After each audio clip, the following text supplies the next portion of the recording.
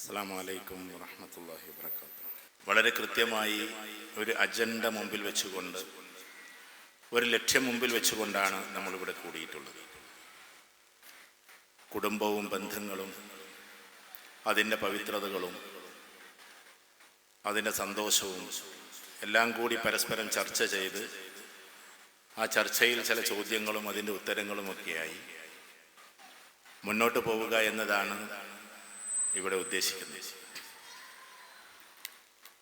ഇന്നത്തെ കാലത്ത് കുടുംബം വലിയ ജിജ്ഞാസയോടുകൂടിയാണ് പോകുന്നത്. അതോടൊപ്പം വലിയ രീതിയിലുള്ള ഒരു ആശയില്ലായ്മയും സത്യത്തിൽ സംഭവിച്ചുകൊണ്ടിരിക്കുന്നുണ്ട്. കുടുംബം ഇസ്ലാമികപരമായി അതിൻ്റെ രൂപകൽപ്പന നടത്തിയത് തന്നെ വിശുദ്ധ ഖുർആനിൽ തന്നെ നമ്മളോട് സൂചിപ്പിക്കുന്നത് ഒരു വ്യക്തിയിൽ നിന്ന് കുടുംബമുണ്ടാകുന്നു എന്നതാണ്. നമുക്ക് ചരിത്രം പരതിയാൽ കാണാൻ പറ്റും. ഇസ്ലാമികപരമായി നമ്മളൊരു വ്യക്തി എന്നതിനപ്പുറം ഓരോ വ്യക്തിയും ഓരോ സമൂഹമാണ്. ഒരു വ്യക്തിക്കൊരു സമൂഹമാകണമെങ്കിൽ ഒരുപാട് ക്വാളിറ്റീസ് അനിവാര്യമാണ്. നമ്മളൊരു വ്യക്തിയാണ്, ആ വ്യക്തി തന്നെ ഒരു സമൂഹമാണ്. ഇന്ന ഇബ്രാഹിമ കാന ഉമ്മത്തും വാഹിദ എന്ന് വിശുദ്ധ ഖുർആൻ നമുക്ക് കാണാൻ പറ്റും. ഇബ്രാഹിം അലൈഹിസ്സലാത്തു വസ്സലാം ഒരു വ്യക്തിയല്ല, ഒരു സമൂഹമാണ്. മുആദ് ബിൻ ജബൽ റളിയല്ലാഹു തആല അൻഹു ഒരു വലിയ ദൗത്യവുമായി മറ്റൊരു ദേശത്തേക്ക് പോകുമ്പോൾ റസൂലുള്ളാഹി സ്വല്ലല്ലാഹു അലൈഹി വസല്ലം യാത്ര അയക്കുന്ന സമയത്ത് ആ സഹാബിയെക്കുറിച്ചിട്ടും ഇബ്നു അബ്ബാസ് റളിയല്ലാഹു തആല അൻഹു പറഞ്ഞുകൊണ്ടിരുന്നത് ഇന്ന മുആദ് ബിൻ ജബൽ എന്ന്. മുആദ് ബിൻ ജബലും ഒരു വ്യക്തിയല്ല, ഒരു സമൂഹമാണ് എന്ന്. അപ്പോൾ അവിടെ ഒരു കോൺട്രാഡിക്ഷൻ ഉണ്ടായി. ഇബ്രാഹിം നബി അലൈഹി സ്വലാത്തു വസ്സലാമിയെ കുറിച്ച് പറഞ്ഞതിന് മുആദ് നബി ജബൽ റളിയല്ലാഹു തആലയോട് ചേർത്ത് പറയുന്നത് എന്തിനാണ് എന്നൊരു ചെറിയൊരു കോൺഫ്ലിക്റ്റ് അവിടെ ഉണ്ടായി. റസൂലുള്ളാഹി സ്വല്ലല്ലാഹു അലൈഹി വസല്ലം തിരിച്ചു വന്നപ്പോൾ ആ ചോദ്യത്തിന് മറുപടിയായി പറഞ്ഞത് ആ വാക്ക് സത്യമാണ്. ഒരു ദൗത്യത്തിനു വേണ്ടി സഞ്ചരിക്കുന്ന ഒരു മനുഷ്യൻ ഒരു വ്യക്തിയല്ല, അതൊരു സമൂഹമാണ്. അവൻ സമൂഹത്തിനും ദീനിനും എല്ലാം ഉപകരിക്കുന്ന ഒരാളായി മാറുമ്പോഴാണ് നമ്മുടെ ലക്ഷ്യം പൂർത്തീകരിക്കപ്പെടുന്നത്. നമുക്ക് വേണ്ടി അള്ളാഹു വിനിയോഗിച്ചിട്ടുള്ളത് കുൻതും ഖൈറ ഉമ്മത്തിൻ ഉഖ്രിജത് ലിന്നാസ് തഅ്മുറൂന ബിൽ മഅറൂഫി വതൻഹൗന അനിൽ മുൻകരി വതുഅ്മിനൂന ബില്ലാഹ്. നമ്മുടെ ജീവിതത്തിന്റെ പർപ്പസിനെ കുറിച്ചിട്ട് അള്ളാഹു തന്നെ പറഞ്ഞു വെച്ചിട്ടുണ്ട്. നിങ്ങൾ ഉത്തമ സമൂഹമാണ്. കുൻതും ഖൈറ ഉമ്മത്തിൻ ഉഖ്രിജത് ലിന്നാസ്, ജനങ്ങളിലേക്ക് അയക്കപ്പെട്ട, ജനങ്ങളിലേക്ക് നിർണയിക്കപ്പെട്ട ഉത്തമ സമുദായമാണ് നിങ്ങൾ എന്ന് ആരെക്കുറിച്ചാണ് പറഞ്ഞത്? റസൂലുള്ളാഹി സ്വല്ലല്ലാഹു അലൈഹി വസല്ലമയുടെ ഉമ്മത്തുകളെ കുറിച്ചാണ് പറഞ്ഞത്. ഈ ഉമ്മത്തിനെ കുറിച്ചാണ് പറഞ്ഞത്. കുൻതും ഖൈറ ഉമ്മത്തിൻ ഉഖ്രിജത് ലിന്നാസ്. എങ്ങനെയാണ്, അതിനൊന്ന് മറിച്ചിട്ടാൽ എങ്ങനെയാണ് നിങ്ങൾ ഉത്തമ സമൂഹമാകുന്നത്? തഅ്മുറൂന ബിൽ മഅറൂഫി വതൻഹൗന അനിൽ മുൻകരി വതുഅ്മിനൂന ബില്ലാഹ്. അഥവാ നിങ്ങൾ നന്മ കൽപ്പിക്കുകയും തിന്മ വിരോധിക്കുകയും ആ നന്മയും തിന്മയും നടക്കുന്നതിനിടക്ക്, അഥവാ അത് കൽപ്പിക്കുകയും അത് വിരോധിക്കുകയും ചെയ്യുന്നതിനിടക്ക് ഒരുപാട് പ്രതിബന്ധങ്ങളുണ്ടാകും. ആ സമയത്തൊന്നും തൻ്റെ മനസ്സിന് ചഞ്ചാട്ടമില്ലാതെ വതുഅ്മിനൂന ബില്ലാഹ്, അള്ളാഹുവിൽ തന്നെ ഉറപ്പിച്ചു നിർത്തലാണ്. ഞാൻ തഫ്സീറ പറയുന്നത് ആയത്തിന്റെ നേരാർത്ഥമല്ല. പറഞ്ഞു വരുന്നത് അഥവാ യഥാർത്ഥത്തിൽ നന്മ കൽപ്പിക്കുകയും തിന്മ വിരോധിക്കുകയും അള്ളാഹുവിൽ അചഞ്ചലമായി വിശ്വസിക്കുകയും ചെയ്യുന്ന ഒരു കമ്മ്യൂണിറ്റിയായി ഓരോ വ്യക്തിയും മാറുക എന്നതാണ് നമ്മുടെ ലൈഫിന്റെ ലക്ഷ്യമായിട്ട് അള്ളാഹു വെച്ചിട്ടുള്ളത്. എന്ന് വെച്ചാൽ ബി എ ദാഴി എന്നതാണ്. നമ്മൾ ഓരോരുത്തരും ഒരു പ്രബോധകനായി തീരുന്നു. മദ്യഷാപ്പിന്റെ അടുക്കൽ ഫിഖ്ഹിന്റെ വ്യാകരണ പ്രകാരം, അല്ലെ ഫിഖ്ഹിന്റെ ഒരു രീതിശാസ്ത്ര പ്രകാരം മദ്യഷാപ്പിന്റെ അടുക്കൽ ഒരു ആബിദിനെ കാണാൻ പാടില്ല. പക്ഷെ മദ്യഷാപ്പിന്റെ അടുക്കൽ ഒരു ദാഴിയെ കാണാം. ഞാൻ പറയും, നിങ്ങൾ അങ്ങനെ ഇന്റലക്ച്വലി മനസ്സിലാക്കണം. കാരണം മദ്യപിക്കാൻ പോകുന്നവരെ പ്രബോധനം ചെയ്ത് ഒഴിവാക്കേണ്ടുന്ന ഉത്തരവാദിത്തം അയാൾക്കുണ്ടായത് കൊണ്ട് ആ ഭാഗത്ത് ആരെ കാണാം? ഇയാളെ കാണാം. ഒരു ദാഴിയെ കണ്ടാൽ നമ്മൾ സംശയിക്കരുത് എന്നാണ്. പക്ഷെ ഒരു ആബിദിനെ കണ്ടാൽ ചിലപ്പോൾ ആൾക്കാർക്ക് സംശയം വരും. ആബിദും ദാഴിയും തമ്മിൽ രണ്ട് വ്യത്യാസമുണ്ട്. നമ്മൾ നല്ല ആബിദാകണം, നന്നായിട്ട് ഇബാദത്ത് ചെയ്യുന്ന ആളാകണം. പക്ഷേ ദാഴിയാവുക എന്ന് പറഞ്ഞാൽ അതൊരു വേറൊരു കാര്യമാണ്. ഞാനിത് ആമുഖം തന്നെ പറയാനുള്ള കാരണം, ഇവിടെ ഇരിക്കുന്ന ഓരോ കുട്ടികൾ, ചിലപ്പോൾ നമ്മൾ ചെറിയ മക്കളായിരിക്കും, പഠിക്കുന്ന കുട്ടികളായിരിക്കും. നമുക്ക് തോന്നും അത്രമാത്രമൊക്കെ നമ്മൾ എത്തുമെന്നൊക്കെ തോന്നും. എത്തണം. ഇവിടെ ഇരിക്കുന്ന ഓരോ ചെറിയ കുട്ടികളും ആ ഒരു ലക്ഷ്യത്തിലേക്ക് എത്തണം. ഞാൻ പറഞ്ഞ നേരായ അർത്ഥത്തിൽ ഇങ്ങനെ പ്രഭാഷകനായി അല്ലെങ്കിൽ വേറെ എന്തെങ്കിലുമൊക്കെ ദൈവത്തിൽ ചെയ്യുന്നവനായി അതല്ല. നമ്മുടെ ജീവിതം ഒരു പ്രബോധനത്തിന്റെ ഒരു ചായ്വായി മാറണം. ഇങ്ങനെ നമ്മുടെ റുട്ടീൻ നഷ്ടപ്പെട്ടാൽ കേവലം ഇസ്ലാമികപരമായ തത്വങ്ങൾ മാത്രമല്ല നഷ്ടപ്പെടുന്നത്, നമ്മുടെ ഈ ദുനിയാവിലെ ജീവിതം തന്നെ ഒരുപാട് നഷ്ടത്തിലാണ്. അപ്പൊ നമ്മൾ കുടുംബത്തിലേക്ക് വരുമ്പോൾ, ഈ കുടുംബ ബന്ധങ്ങളിലേക്ക് നമ്മൾ വരുമ്പോൾ, കുടുംബം എന്ന് പറയുന്നത് ഏറ്റവും പ്രധാനപ്പെട്ട ഒരു ഭാഗമാണെന്ന്. അതാണ് സത്യത്തിൽ ലോകത്തിലെ ഏറ്റവും വലിയ യൂണിറ്റ്. ഈ ലോകത്ത് നമ്മൾ ബിസിനസ് യൂണിറ്റുകളെ കുറിച്ച് കേൾക്കുന്നു, ക്യാമ്പസ് യൂണിറ്റുകളെ കുറിച്ച് കേൾക്കുന്നു, പ്രാസ്ഥാനിക യൂണിറ്റുകളെ കുറിച്ച് കേൾക്കുന്നു. എല്ലാ യൂണിറ്റും വിജയിക്കണമെങ്കിൽ കുടുംബം എന്ന യൂണിറ്റ് വിജയിക്കണം. കുടുംബത്തിൽ നിന്നാണ് എല്ലാം തുടങ്ങുന്നത്, കുടുംബത്തിൽ തന്നെയാണ് എല്ലാം ഒടുങ്ങുന്നത്. അവസാനം നമ്മളെ മയ്യത്ത് കിടക്കുന്നത് നമ്മുടെ കുടുംബത്തിലാണ്. അതുകൊണ്ട് കുടുംബത്തിൽ നിന്നാണ് ഈ രീതിയിലുള്ള ചിന്താഗതികൾ പുറപ്പെടുന്നത്. ഞാൻ പറഞ്ഞു വരുന്നത്, നമ്മുടെ പർപ്പസ് എന്താ? സത്യത്തിൽ നമ്മുടെ വിശ്വാസ പ്രമാണങ്ങളെ നമ്മുടെ നെഞ്ചിലേക്ക് ചേർത്തുകൊണ്ട് എല്ലാ മനുഷ്യരെയും ഒന്നായി കണ്ടുകൊണ്ട് പീക്ക് ലൈനിൽ നിൽക്കാൻ നമുക്ക് പറ്റണം. അവിടെ ആളുകൾ വിമർശിക്കുന്നവരുണ്ടാകാം, കുറ്റപ്പെടുത്തുന്നവരുണ്ടാകാം, കുടുംബത്തിൽ നിന്നുണ്ടാകാം, സമൂഹത്തിൽ നിന്നുണ്ടാകാം, പ്രാസ്ഥാനികപരമായിട്ടുണ്ടാകാം. അതൊന്നും നമുക്ക് വിഷയമേ അല്ല. ലൈക്ക് ഈഗിൾ നമ്മൾ ഉയർന്ന് പറക്കണം. ഈ പരുന്തിന്റെ പ്രത്യേകത എന്താണ്? പരുന്തിന്റെ പ്രത്യേകത കാക്കക്കൂട്ടങ്ങളോട് ഒരിക്കലും അത് വഴക്ക് കൂടാൻ നിൽക്കില്ല. കാക്കക്കൂട്ടങ്ങൾ എന്ന് പറഞ്ഞാൽ എപ്പോഴും ആർത്തിയുടെ ഒരു ഭാഗമാണ്. മമ്പ്രന്തങ്ങൾ നമ്മുടെ ഈ പ്രദേശത്തെ ഏറ്റവും പ്രധാനപ്പെട്ട ഒരു വ്യക്തിത്വമായിട്ടാണ് ചരിത്രം ആവിഷ്കരിച്ചിട്ടുള്ളത്. അദ്ദേഹത്തിന്റെ ഒരു കവിതയുണ്ട്, 4 പക്ഷികളുടെ സ്വഭാവം നിങ്ങൾ ഒഴിവാക്കണം എന്ന് പറഞ്ഞു. അറബിയിലാണ് ആ കവിത. ആ കവിതയൊന്നും ആരും അങ്ങനെ പറയാറില്ല, പക്ഷേ അദ്ദേഹത്തെ കുറിച്ച് ഇങ്ങനെ പറയല. അദ്ദേഹം പറയുന്നത്, 1, നിങ്ങൾ കോഴിയുടെ കാമം ഒഴിവാക്കണം. 2, മയിലിന്റെ അഹങ്കാരം ഒഴിവാക്കണം. പിന്നെ നിങ്ങൾ കാക്കയുടെ ആർത്തി ഒഴിവാക്കണം. അതിലൊന്നാണ് കാക്കയുടെ ആർത്തി. കാക്ക എന്ന് പറഞ്ഞാൽ എപ്പോഴും ആർത്തിയാണ്. ഇപ്പൊ കഴിച്ചാൽ പിന്നെ അവിടെ പോയിട്ട് കഴിക്കും, അവിടെ പോയിട്ട് കഴിക്കും, എല്ലാരെയും മാറ്റിയിട്ട് കഴിക്കും, ഇങ്ങനെയൊക്കെയാണ്. അപ്പൊ നമ്മൾ ഒരിക്കലും കുടുംബത്തിൽ നമ്മളെ സംബന്ധിച്ചിടത്തോളം ഉയർന്നു പോകുന്ന ഒരു വിധാനമുണ്ട്. ഉയരുക എന്ന് പറഞ്ഞാൽ നമ്മൾ ഇങ്ങനെ ഫിസിക്കലി ഉയർന്നു പോകുക എന്നുള്ളതല്ല. ആദർശപരമായി നമ്മൾ ഉയർന്നു നിൽക്കണം. എല്ലാവരേക്കാളും വലിയ ആദർശം നമ്മുടെ മുമ്പിലുണ്ട്. അള്ളാഹു നമുക്ക് പരിചയപ്പെടുത്തി തന്നിട്ടുണ്ട് തൗഹീദിന്റെ സുന്ദരമായ ആദർശം. ആ ആദർശം ഏറ്റവും ടോപ്പ് റേഞ്ചിൽ നിൽക്കുന്നതാണ്. അതിന്റെ അപ്പുറത്തേക്ക് ഒരു ആദർശം പറയാൻ ലോകത്തിൽ ഒരാൾക്കും സാധിക്കുകയില്ല. നിങ്ങൾ ഏത് ടോപ്പിക് എടുത്തു നോക്കിക്കോളൂ, 4 എഴുത്ത് നിങ്ങൾ പരിശോധിച്ചാലും തൗഹീദിന്റെ അപ്പുറത്തേക്ക് പറയാൻ ഒരിക്കലും ഷേക്സ്പിയറിന് സാധിച്ചിട്ടില്ല. അപ്പോ ഇതിനെല്ലാം അപ്പുറത്തുള്ള ഒരു അള്ളാഹുവിനെ ശരിക്കും മനസ്സിലാക്കാൻ നമുക്ക് പറ്റുക എന്നത്. അതെങ്ങനെ മനസ്സിലാക്കും? നമ്മുടെ വിശ്വാസ പ്രമാണങ്ങളെ അതിശക്തമാക്കി മാറ്റുമ്പോൾ നടക്കാൻ പറ്റാത്ത കാര്യങ്ങളെ നടത്തുന്നതായിട്ട് നമുക്ക് തോന്നും. സയൻസ് അതിനെ പറയുന്നത് ഇറ്റ്സ് മിറാക്കിൾ എന്നാണ്. It's miracle. ഞാൻ എവിടെയോ സൂചിപ്പിച്ചിട്ടുണ്ട്. ഞാൻ ഈ സദസ്സിനോട് ഒരു ചെറിയ കാര്യം പറയാം, ഒരു അനുഭവം പറയാം. എന്ന് വെച്ചാൽ ഞാൻ മുമ്പ് പറഞ്ഞിട്ടുണ്ട്, എന്നാൽ ഒന്നും കൂടി ആവർത്തിച്ച് പറയാൻ, ഒരു വിശ്വാസ പ്രമാണത്തിന്റെ ഭാഗമായതുകൊണ്ട്. കാരണം വിശ്വാസം വീണ്ടും വീണ്ടും പറഞ്ഞുകൊണ്ടിരിക്കണം. എന്റെ മൂത്ത മകനുണ്ട്, നാഫി മെഹബൂബ് മുർത്തസ എന്നാണ് ഞാൻ അവന് പേരിട്ടിട്ടുള്ളത്. നാഫി മെഹബൂബ് മുർത്തസ. അപ്പൊ ചുരുക്കത്തിൽ നാഫി എന്ന് നമ്മൾ വിളിക്കും. 1.5 വയസ്സുള്ളപ്പോൾ കിണറ്റിലേക്ക് പോകും. ഞാൻ ഈ പറയുന്നത് വേറെ ഒരു ഇതിഹാസ കഥയല്ല, അല്ലെങ്കിൽ വേറെ എന്തെങ്കിലും പ്ലെയിന് അമർത്തി താത്തി എന്നൊക്കെ പറഞ്ഞ കഥയല്ല. ഇത് ഒറിജിനലായിട്ട് സംഭവിച്ചൊരു സംഭവമാണ്. എൻ്റെ ജീവിതത്തിൽ സംഭവിച്ചതാണ്. എൻ്റെ അയൽവാസികളിൽ 20ഓളം വീടുകൾ നിന്ന് കണ്ട സംഭവം. ഞാൻ ഒറ്റയ്ക്ക് പറയുമ്പോഴല്ലേ അതൊരു വേറൊരു കഥയാവുള്ളൂ. എൻ്റെ വീട്ടിന്റെ ചുറ്റുപക്ഷത്ത് 20ഓളം വീടുകൾ അവർ വന്നിട്ട് ഇങ്ങനെ ശരിക്കും കണ്ട കാഴ്ചയാണ്.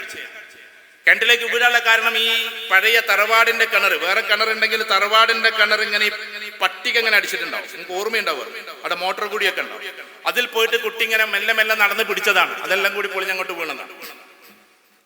17 കോല് ഇന്നും ആ കിണറ്റിനാഴമുണ്ട്. 5 കോൽ അന്ന് വെള്ളമുണ്ട്. ഞാനത് പരസ്യമായിട്ടാണ് പറയുന്നത്. 5 കോല് വെള്ളമുണ്ട്. ആ വെള്ളത്തിലേക്ക് ഈ കുട്ടി വീഴുന്നു. സയൻസിന്റെ വിധി പ്രകാരം, നമുക്ക് എല്ലാവർക്കും അറിയുന്ന തിയറി പ്രകാരം എന്താണ്, ഈ വെള്ളത്തിലേക്ക് വീണ് കഴിഞ്ഞാൽ ഘനതത്വശാസ്ത്ര പ്രകാരം ഘനമുള്ള വസ്തു നേരെ താഴും. മനുഷ്യക്കുട്ടികൾ പ്രത്യേകിച്ചും താഴും. 3 മിനിറ്റാണ് ഞാൻ റെഫർ ചെയ്തത്. പിന്നീട് 3 മിനിറ്റ് മാത്രമേ ഒരാൾക്ക് വെള്ളത്തിൽ നിൽക്കാൻ പറ്റൂ. അപ്പോഴേക്കും പിന്നെ ആൾക്ക് എന്താവും, ശ്വാസമില്ലാതെയാവും. പിന്നെ അങ്ങനെ എക്സ്പേർട്ടായ ആൾക്കാരുണ്ട് 5 മിനിറ്റ് ഒക്കെ നിൽക്കുന്നവരെ പ്രാക്ടീസ് ചെയ്തിട്ട് അങ്ങനെ നിൽക്കുന്നത്. സ്വാഭാവികമായി നമ്മളെ പോലെയുള്ള ആളുകൾക്ക് 3 മിനിറ്റാണ് മാക്സിമം വെള്ളത്തിൽ താഴാൻ പറ്റും. ഇത് 3 മിനിറ്റ് അല്ല. കാരണം നിങ്ങൾ എത്ര പേർക്ക് കിണറ്റിലിറങ്ങാൻ പറ്റുന്നവരുണ്ട്? Please raise the hands. ഈ സദസ്സിൽ ഇപ്പൊ കിണറ്റിലിറങ്ങാൻ പറ്റുന്നവരൊന്ന് കൈപൊക്കിയാട്ടെ. ഓക്കെ, ഒരു 5 പേര് 6 പേരുണ്ട്. ഇത്രയും ആളുകളിൽ 6 പേരേ ഉള്ളൂ. അപ്പൊ ഞങ്ങൾ 20 വീട്ടുകാർ വാങ്ങി വന്നാൽ എത്ര പേരുണ്ടാവും ഇതിൽ ഇറങ്ങാൻ? നിങ്ങൾ ആലോചിച്ചാൽ മതി. ഞാൻ പറഞ്ഞു മനസ്സിലാവണ്ടോ? ഇതിന്റെ ലോജിക്ക് മനസ്സിലാക്കാനാണ് ഞാൻ പറയുന്നത്. ആളുകളെല്ലാവരും ഓടിക്കൂടുണ്ട്, പക്ഷെ കിണറ്റിലിറങ്ങാൻ പറ്റുന്നവർ വേണ്ടേ? രാവിലെ എല്ലാവരും പണിക്ക് പോയ സമയം. ഞങ്ങൾ നാട്ടിൽ കുറച്ച് നാടൻ പണിക്കാരൊക്കെ ഉണ്ട്, അവരൊക്കെ പോയ സമയം. അവരാണ് പിന്നെ ഇതിലിറങ്ങുക.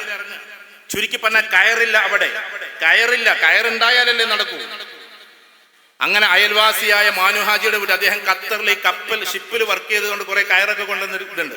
അദ്ദേഹത്തിന്റെ വീട്ടിൽ പോയിട്ട് കയറ് കൊണ്ടുവന്ന് ഇവിടെ കെട്ടി, എന്നിട്ട് ഇറങ്ങാൻ ആള് വേണ്ടേ? വഴിയിലൂടെ പോകുന്ന ആരോ 2 പിള്ളേര് വന്ന് അവരെ ഇറങ്ങാൻ കഴിയാതെ ഇറങ്ങി. പിന്നെ അവരെ വലിച്ചേറ്റാൻ പിന്നെ എന്തായി? കസേര ഇറക്കി കൊടുക്കേണ്ടി വന്നു. ചുരുക്കി പറഞ്ഞാൽ ഏകദേശം ആളുകളുടെ, ഞാനിത് പറയുമ്പോൾ പരസ്യമായിട്ട് പറയുന്നു, എൻ്റെ അയൽവാസികളായ ആളുകളുടെ അവരുടെ പറച്ചിൽ പ്രകാരം അരമണിക്കൂറോളം കുട്ടി അവിടെ കിടന്നു എന്നാണ്. പോട്ടെ, നമുക്കൊരു 15 മിനിറ്റ് 20 മിനിറ്റ് എടുക്കാം. അത്രയും സമയം കിടന്നല്ലോ. അപ്പോഴേക്ക് ഞങ്ങൾ അയൽവാസിയായ കൗസുത്ത, അദ്ദേഹം അവരിപ്പോഴും ജീവിച്ചിരിപ്പുണ്ട്. എൻ്റെ ഉമ്മയുടെ കൂട്ടുകാരിയാണ്. എൻ്റെ ഉമ്മ ഒരു ഭാഗത്ത് ബോധം കെട്ടു വീണു, കാരണം കുട്ടി വീണുള്ള തന്നെ. അവർക്കൊക്കെ അത്ര ഇമോഷനേ ഉള്ളൂ. കാരണം അത്ര അറ്റാച്ച്മെന്റ് ആയതുകൊണ്ട് പെട്ടെന്ന് ഇമോഷണൽ സ്റ്റെബിലിറ്റി പോകും. വൈഫ് ഭയങ്കരമായിട്ട് കരയുന്നു. അതോടൊപ്പം കൗസുത്ത ഒറ്റ വിളിച്ചു പറയലാണ്, മക്കളെല്ലാം കഴിഞ്ഞേക്കുന്നു കേട്ടോ. കാരണം കുട്ടി പൊന്തി കിടക്കുകയാണ്, കുട്ടി കിണറ്റിൽ പൊങ്ങി കിടക്കുകയാണ്. ഞാനിത് വേറെ കഥയല്ല പറഞ്ഞത്, എൻ്റെ മൂത്ത മകന്റെ കഥയാ പറയുന്നത്. ഞാനിത് അങ്ങനെ ഭയങ്കരമായിട്ട് ഡിസ്കസ് ചെയ്യാറില്ല, പക്ഷെ ഇന്നത്തെ കാലഘട്ടത്തിൽ ഇത് പറയേണ്ടി വരുന്നു എന്നതാണ്. അപ്പൊ ചുരുക്കത്തിൽ എല്ലാ വീട്ടുകാരും, ഞാൻ പറഞ്ഞല്ലോ, എൻ്റെ വീടിന്റെ ചുറ്റുവട്ടത്തുള്ള ഏകദേശം 20ഓളം വീട്ടുകാർ ഓടി വന്നിട്ട് എത്തി നോക്കി ഇങ്ങനെ നിൽക്കുകയാണ്, കുട്ടി പൊങ്ങിക്കിടക്കുന്നു. ഇതൊരു അതിശയോക്തിയല്ല. വേണമെങ്കിൽ നിങ്ങൾക്ക് അവരോട് ചോദിക്കാം. മേൽപ്പത്തൂരിൽ വന്നിട്ട് എൻ്റെ വീടിന്റെ ചുറ്റുവട്ടത്തുള്ള, ഞാൻ എൻ്റെ പ്രിയപ്പെട്ട ഹർഷദിനോട്, അവൻ IIT വിദ്യാർത്ഥിയാണ്. IIT വിദ്യാർത്ഥി അവസാനം ഡിങ്കോയിസത്തിലേക്ക് പോയി. അവൻ കുറച്ച് യൂട്യൂബിലൊക്കെ അള്ളാഹുവിനെ തെറി വിളിച്ചുകൊണ്ട് ഒരുപാട് പ്രസംഗങ്ങളൊക്കെ നടത്തി. ആ കുട്ടിയെ പിന്നെ അവന്റെ പിതാവ് എൻ്റെ അടുക്കൽ ഒരു കൗൺസിലിങ്ങിന് കൊണ്ടുവന്ന്, ആ കൗൺസിലിങ്ങിൽ അവൻ IIT കാരനാണ്. IITയിൽ നിന്ന് M.Tech കഴിഞ്ഞ കുട്ടിയാണ്. അവന്റെ സയൻസിന്റെ ലോകത്തേക്ക് ഒരു പക്ഷേ ഞാൻ എത്തണമെന്നില്ല.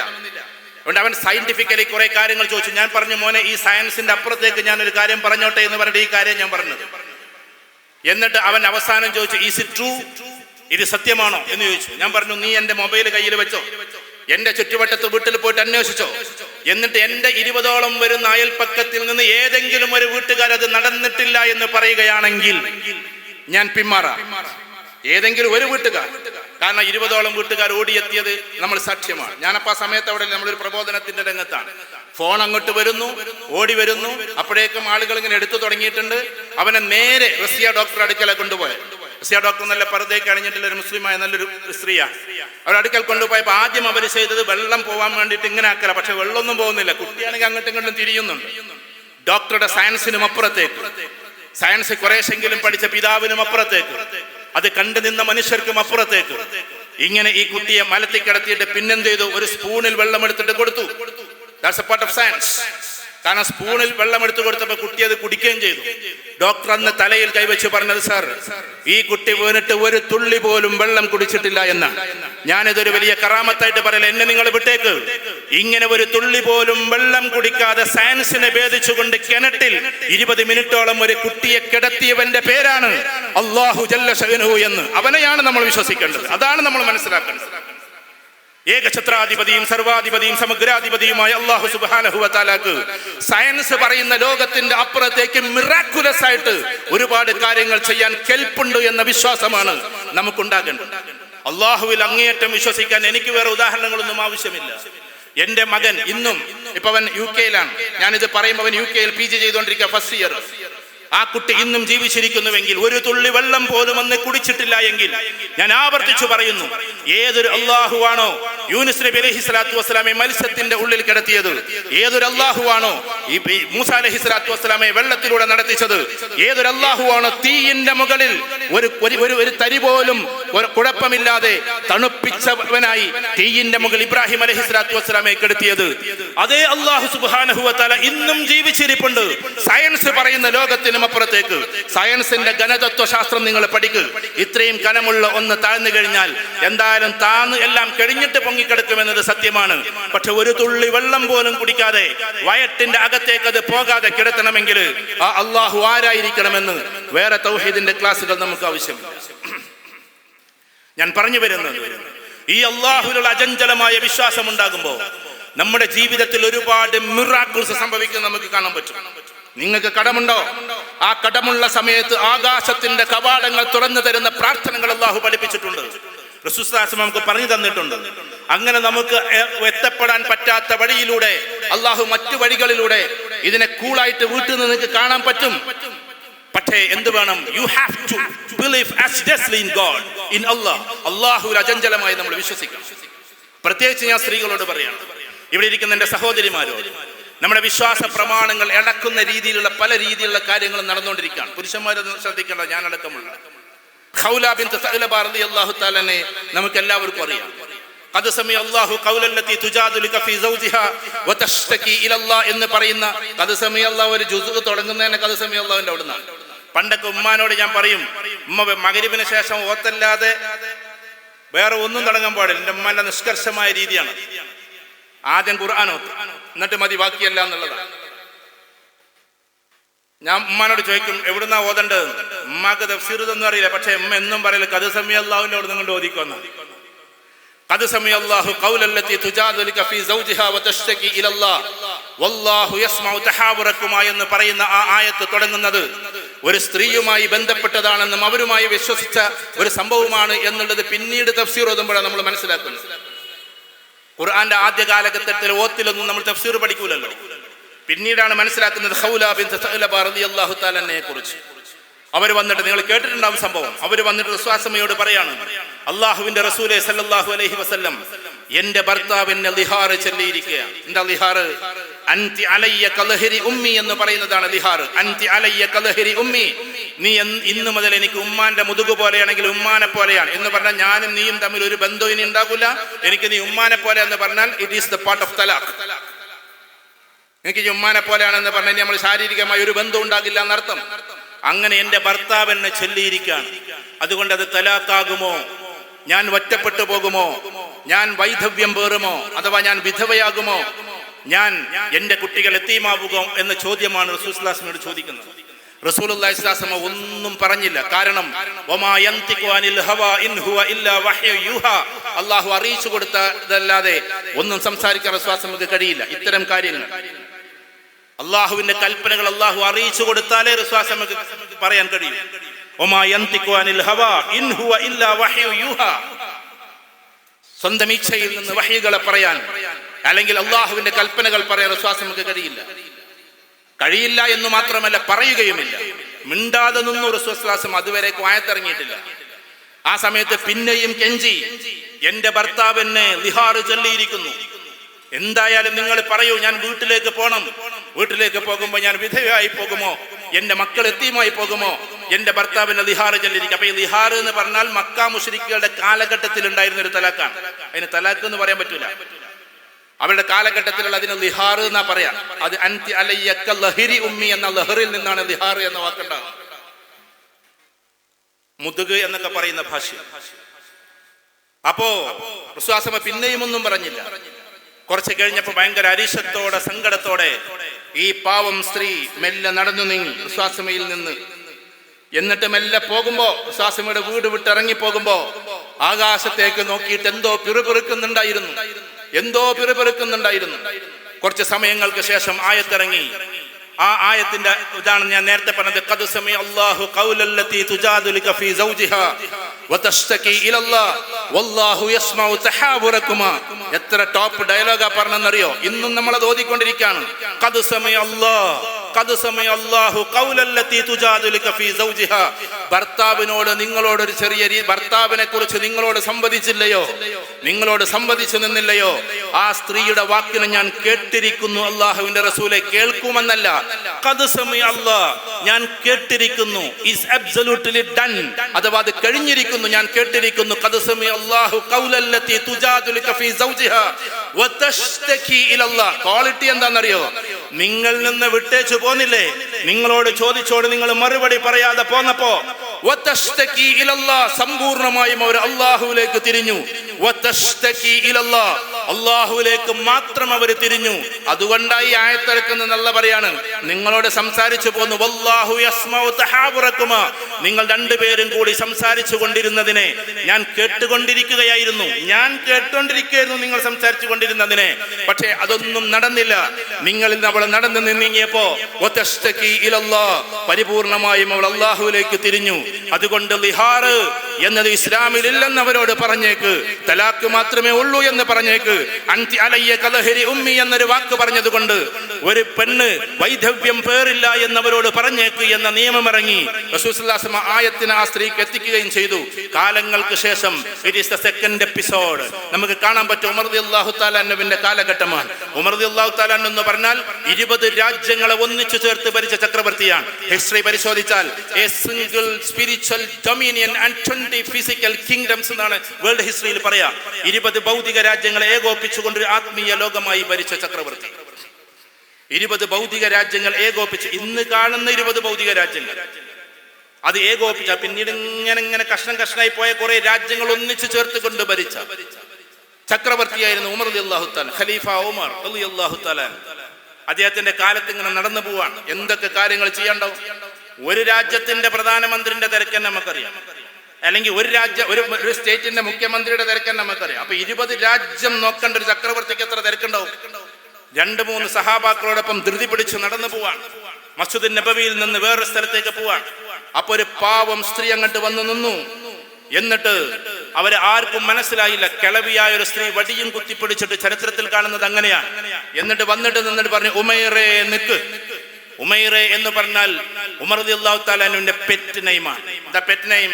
കുട്ടിക്കാലത്ത് നമുക്കൊരു പേരുണ്ടാവുമല്ലോ, കുഞ്ഞോനെ, കുഞ്ഞിപ്പ. മലപ്പുറം ജില്ലയിൽ പ്രത്യേകിച്ചുണ്ടാവും. ബാപ്പു, കുഞ്ഞാപ്പു, ബാവ എന്നൊക്കെ പറഞ്ഞിട്ടുള്ള പേരുണ്ടാവും. മാനു എന്നൊക്കെ പറഞ്ഞിട്ട്, അതാണ് പെറ്റ് നെയിം. അഥവാ ഒറിജിനൽ പേര് വിളിക്കാൻ കഴിയാതെ സ്നേഹത്തോടെ മാതാപിതാക്കൾ വിളിച്ച പേര്, ദാറ്റ് ഈസ് പെറ്റ് നെയിം. പിന്നെ നിക്ക് നെയിം വേറെ ഉണ്ടാവും. നിക്ക് നെയിം എന്താണ്? കളിയാക്കുന്ന പേര്. മനസ്സിലായ? കോടാലി ഷെരീഫ്, മടുവദ്ദു എന്നൊക്കെ പറഞ്ഞിട്ട് അങ്ങനൊന്നും വിളിക്കാനേ പാടില്ല. നമ്മൾ പെറ്റ് നെയിം ഉപയോഗിക്കാം, നിക്ക് നെയിം ഉപയോഗിക്കാൻ പാടില്ല. അപ്പൊ ഉമർ റളിയല്ലാഹു തആല അൻഹുവിന്റെ പെറ്റ് നെയിമാണ് ഉമൈർ. കൊച്ചു ഉമറേ എന്നർത്ഥം. കൊച്ചു ഉമറേ നിക്ക് എന്ന് പറഞ്ഞു. കൊച്ചു ഉമറേ എന്ന് കേട്ടപ്പോൾ ഉമർ റളിയല്ലാഹു തആല മനസ്സിലായി. കാരണം എന്നെ കുട്ടിക്കാലത്തെ ഉമൈർ എന്ന് വിളിച്ചൊരു പാവം സ്ത്രീയാണ് ഇത് എന്ന് മനസ്സിലായി. എന്നിട്ട് ഈ സ്ത്രീ തുടരാണ്, ഉമൈറേ, നീ ഉക്കാദ് ചന്തയിൽ ആടിനെ മേച്ചു നടന്നൊരു കാലം എനിക്ക് ഓർമ്മയുണ്ട്. നീ കുട്ടിയായിരുന്ന കാലം. അന്ന് എനിക്ക് നിന്നെ അറിയാം, നിങ്ങളെ എനിക്കറിയാം. പിന്നീട് നിങ്ങൾ ഉമർ ഇബ്നുൽ ഖത്താബ്, ഖത്താബിന്റെ മകൻ ഉമർ എന്ന ഭയങ്കര വില്ലാളി വീരനായി മാറി. അന്നും എനിക്ക് നിങ്ങളെ അറിയാം. പിന്നെ നിങ്ങൾ എന്റെ വിശ്വാസം നിങ്ങൾക്കൊരു പേര് തന്നു, അൽ ഫാറൂഖ്, സത്യവും അസത്യവും തമ്മിൽ വിവേചിക്കുന്നവനെന്ന്. അൽ ഫാറൂഖ് എന്ന് പറഞ്ഞാൽ അതാണ് സത്യാസത്യ വിവേചകനെന്ന്. ഉമറുൽ ഫാറൂഖ് എന്ന പേര് പിന്നീട് എന്റെ റസൂൽ സ്വല്ലല്ലാഹു അലൈഹി വസല്ലം നിങ്ങൾക്ക് നൽകി. അന്നും എനിക്ക് നിങ്ങളെ അറിയാം. ഇപ്പോൾ നിങ്ങൾ മുഅ്മിനീങ്ങളുടെ അമീറാണ്, അമീറുൽ മുഅ്മിനീനാണ്. മൊത്തം മനുഷ്യർക്ക് നിങ്ങൾ ഖലീഫയാണ്, രാജ്യത്തിന്റെ ഭരണാധികാരിയാണ്. അതുകൊണ്ട് എനിക്ക് നിങ്ങളോട് പറയാനുള്ളത്, നിങ്ങൾ പാവങ്ങളുടെ കൂടെ ജീവിക്കണം, പാവങ്ങളോടൊപ്പം സഞ്ചരിക്കണം, പാവങ്ങൾക്കൊപ്പമായിരിക്കണം എന്നിങ്ങനെ പറഞ്ഞുകൊണ്ടിരിക്കണം. ആ രംഗം മനസ്സിലൊന്ന് വെറുതെ കണ്ടുവെക്കട്ടെ. 10-20 രാജ്യങ്ങൾ ഭരിക്കുന്ന ഉമർ റളിയല്ലാഹു തആല അൻഹുവിനെ തടഞ്ഞു നിർത്തിയിട്ട് ഒരു പാവം സ്ത്രീയാ പറഞ്ഞു കൊടുക്കണം. അതിൽ സഹാബാക്കൾ, കൂടെയുള്ള സഹാബാക്കൾ യുവാക്കളാണ്. അവർ പറഞ്ഞു, ഒന്ന് മാറിൻ വല്യമ്മ, നിങ്ങളൊന്ന് മാറി നിൽക്കുക. നിങ്ങൾ ഈ പറഞ്ഞതെല്ലാം ചെയ്യുന്ന ആളാണ് ഹസ്രത്ത് ഉമർ റളിയല്ലാഹു തആല. ഞങ്ങൾക്ക് ഒരുപാട് തിരക്കുണ്ട്, നിങ്ങളൊന്ന് മാറി നിൽക്കണമെന്ന് പറഞ്ഞവരെ മാറ്റാൻ വേണ്ടി നോക്കി. ഉമർ റളിയല്ലാഹു തആലയുടെ ചരിത്രത്തിൽ നമുക്ക് കാണാം. ഉമർ റളിയല്ലാഹു തആല കൈ പൊക്കാണ്. എന്നിട്ട് പറഞ്ഞു, മാറ്റല്ലേ, ഇവര് നേരം പുലരുന്നത് വരെ ഇവിടെ നിന്ന് പറഞ്ഞാലും എന്നെ ഉപദേശിച്ചാലും ഞാൻ അത് കേൾക്കും. ഇതാരെന്നറിയുമോ നിങ്ങൾക്ക്? ഇത് ഖൗല ബിൻത് സഅലബയാണ് റളിയല്ലാഹു തആല അൻഹ. ഖദ് സമി അല്ലാഹു ഖൗലല്ലതി തുജാദിലുക ഫീ സൗജിഹാ വതഷ്തകി ഇലല്ലാഹ് വല്ലാഹു യസ്മഉ തഹാവറകുമാ. നിങ്ങളുടെ ശബ്ദം, നിങ്ങളുടെ സംസാരം ഞാൻ കേട്ടുകൊണ്ടിരിക്കുകയായിരുന്നു എന്ന് അല്ലാഹു ഖുർആനിൽ പറഞ്ഞ പാവപ്പെട്ട സ്ത്രീയാണിത്. അല്ലാഹു കേട്ട ശബ്ദം ഈ ഖലീഫയായ, ഈ ഫക്കീറായ ഉമർ എങ്ങനെ കേൾക്കാതിരിക്കും? ഞാൻ നേരം പുലരുവോളം ഇവിടെ ഉപദേശം കേൾക്കുമെന്ന് പറഞ്ഞത്. ക്വാളിറ്റി ഒന്നേ ഉള്ളൂ. ഞാൻ എൻ്റെ സഹോദരിമാരോടും സഹോദരന്മാരോടും പറയുന്നു, അല്ലാഹു ഖുർആനിൽ പറഞ്ഞ ക്വാളിറ്റി, ഖൗല ബിൻത് സഅലബ റളിയല്ലാഹു തആലയുടെ ക്വാളിറ്റി, എടുത്തു പറഞ്ഞ ക്വാളിറ്റി ഒന്നാണ്. തസ്തകി ഇലല്ലാഹ്, പരിപൂർണമായും അല്ലാഹുവിലേക്ക് തിരിഞ്ഞു എന്നതാണ്. പരിപൂർണമായും അല്ലാഹുവിലേക്ക് തിരിഞ്ഞതിന്റെ പേരിൽ അല്ലാഹു ആദരിച്ചു, വിശ്വാസം ആദരിച്ചു. കാലങ്ങൾക്ക് ശേഷം ഉമർ റളിയല്ലാഹു തആല അങ്ങേയറ്റം ആദരിച്ചു. ദാ ഖിയാമത്ത് നാൾ വരെ മുഴുവൻ മുഅ്മിനീങ്ങളും അല്ലെങ്കിൽ മുസ്ലിമീങ്ങളും ഖുർആൻ ഓതിക്കൊണ്ടേയിരിക്കുമ്പോൾ ഈ ആയത്ത് ഇന്നും നമ്മൾ ഓതിക്കൊണ്ടിരിക്കുകയാണ്. ഖദ് സമിഅല്ലാഹു ഖൗലല്ലതി തുജാദിലുക ഫീ സൗജിഹാ വതശ്തകി ഇലല്ലാഹ് വല്ലാഹു യസ്മഉ തഹാവറകുമാ എന്ന് പറയുന്ന ആയത്ത് ഇന്നും നമ്മൾ ഓതിക്കൊണ്ടിരിക്കുകയാണ്. പണ്ഡിതന്മാർ പഠിച്ചുകൊണ്ടിരിക്കുകയാണ്, ഹാഫിദീങ്ങൾ കാണാപ്പാടമാക്കിക്കൊണ്ടിരിക്കുകയാണ്. പാവം ഒരു ചരിത്രം, ഒരു പാവം സ്ത്രീയുടെ ചരിത്രം, ക്വാളിറ്റി ഒന്നേ ഒന്ന്, തശ്തകി ഇലല്ലാഹ്, പരിപൂർണമായും അല്ലാഹുവിലേക്ക് തിരിഞ്ഞു എന്നതാണ്. അതുകൊണ്ട് എൻ്റെ പ്രിയപ്പെട്ട സഹോദരിമാരോട് സഹോദരന്മാരോട് സമ്പൂർണമായും അല്ലാഹുവിലേക്ക് തിരിയാൻ നമുക്ക് പറ്റും. സമ്പൂർണമായും അല്ലാഹുവിലേക്ക് തിരിയുന്നതിന് 3 ഭാഗങ്ങളുണ്ട്. വളരെ ശ്രദ്ധിച്ച് കേൾക്കണം ഞാൻ ഈ പറയുന്നത്. പരിപൂർണമായും അല്ലാഹുവിലേക്ക് തിരിയാൻ 3 ഭാഗങ്ങളുണ്ട്. അതിൽ ലാസ്റ്റ് ഭാഗമൊക്കെ പറയുമ്പോൾ നമ്മളൊന്ന് പതറും. തൗഹീദിന്റെ കിതാബുകൾ നമ്മൾ പഠിക്കുമ്പോൾ നമുക്ക് മനസ്സിലാവും. ഒന്നാമത്തത് ഗൈറ മുതഹർരിക് എന്ന് പറയുന്നതാണ്. എന്താ ഗൈറ മുതഹർരിക്? ചലിക്കാത്ത വസ്തുവിൽ നിന്നുള്ള മോചനമാണ്. അഥവാ നമ്മെ സംബന്ധിച്ചിടത്തോളം ഗൈറ മുതഹർരിക് എന്ന് പറഞ്ഞാൽ ചലിക്കാത്ത കുറെ എണ്ണുണ്ട് ഇവിടെ. ഇപ്പൊ ഇസ്ലാമികപരമായി ഏതെങ്കിലും ഒരു രീതിയിലുള്ള ചലിക്കാത്ത ഒന്നിനെ വിശ്വസിക്കാൻ നമുക്ക് കഴിയില്ല. മരിച്ചുപോയ ആളുകൾക്ക് ശേഷിയുണ്ട് എന്ന് വിശ്വസിക്കാൻ നമുക്ക് കഴിയില്ല. ജീവനില്ലാത്ത അവർക്ക് പിന്നീട് റൂഹ് മറ്റതൊക്കെ അള്ളാഹുവിന്റെ ആധിപത്യത്തിൽപ്പെട്ടതാണ്. അതേപോലെ തന്നെ ഇതേപോലെ തന്നെ മറ്റൊന്നാണ് എന്ത്? മറ്റുള്ളവർ വിശ്വസിക്കുന്ന ഏതെങ്കിലുമൊക്കെ വിഗ്രഹങ്ങളിൽ നമുക്ക് വിശ്വാസമില്ല. കാരണം എന്തുകൊണ്ടാണ്? അവർക്ക് വിശ്വസിക്കാം, നമുക്ക് ആർക്കും ഒരു കുഴപ്പമില്ല. അവർ വിശ്വസിക്കുന്നുവെങ്കിൽ വിശ്വസിക്കട്ടെ, ലക്കും ദീനുക്കും വലിയ ദീൻ. പക്ഷെ നമ്മെ സംബന്ധിച്ചിടത്തോളം എന്തില്ല? അതിൽ വിശ്വാസമില്ല. അപ്പൊ നമ്മെ സംബന്ധിച്ചിടത്തോളം ഇസ്ലാമികപരമായി ചലിക്കാത്ത വസ്തുവിൽ നമുക്ക് വിശ്വാസമില്ല. പക്ഷെ മുത്തഹർരിക് കടന്നു വരുമ്പോ നമ്മളും പതറും. എന്താ മുത്തഹർരിക്? ചലിക്കുന്ന വസ്തുക്കളാണ്, ഹർക്കത്തുള്ള വസ്തുക്കളാണ്. എന്താ ചലിക്കുന്ന വസ്തു? സൈന്യമുണ്ടാകുമ്പോ, ഭരണമുണ്ടാകുമ്പോ, തീയുണ്ടാകുമ്പോ, വെള്ളമുണ്ടാകുമ്പോ ഇതൊക്കെ ചലിക്കുന്നതാണ്. വായു ചലിക്കുന്നതാണ്, വെള്ളം ചലിക്കുന്നതാണ്, മണ്ണ് ചലിക്കുന്നതാണ്, മണ്ണിൽ നിന്നുണ്ടാകുന്ന ബൈ പ്രൊഡക്റ്റ് ചലിക്കുന്നതാണ്. മണ്ണ് ചലിക്കുക എന്ന് പറഞ്ഞാൽ ചലനാത്മകമായതിന്റെ ഇത് നമ്മൾ പഠിക്കണം കിതാബിയായിട്ട്. എന്താ ചലനം?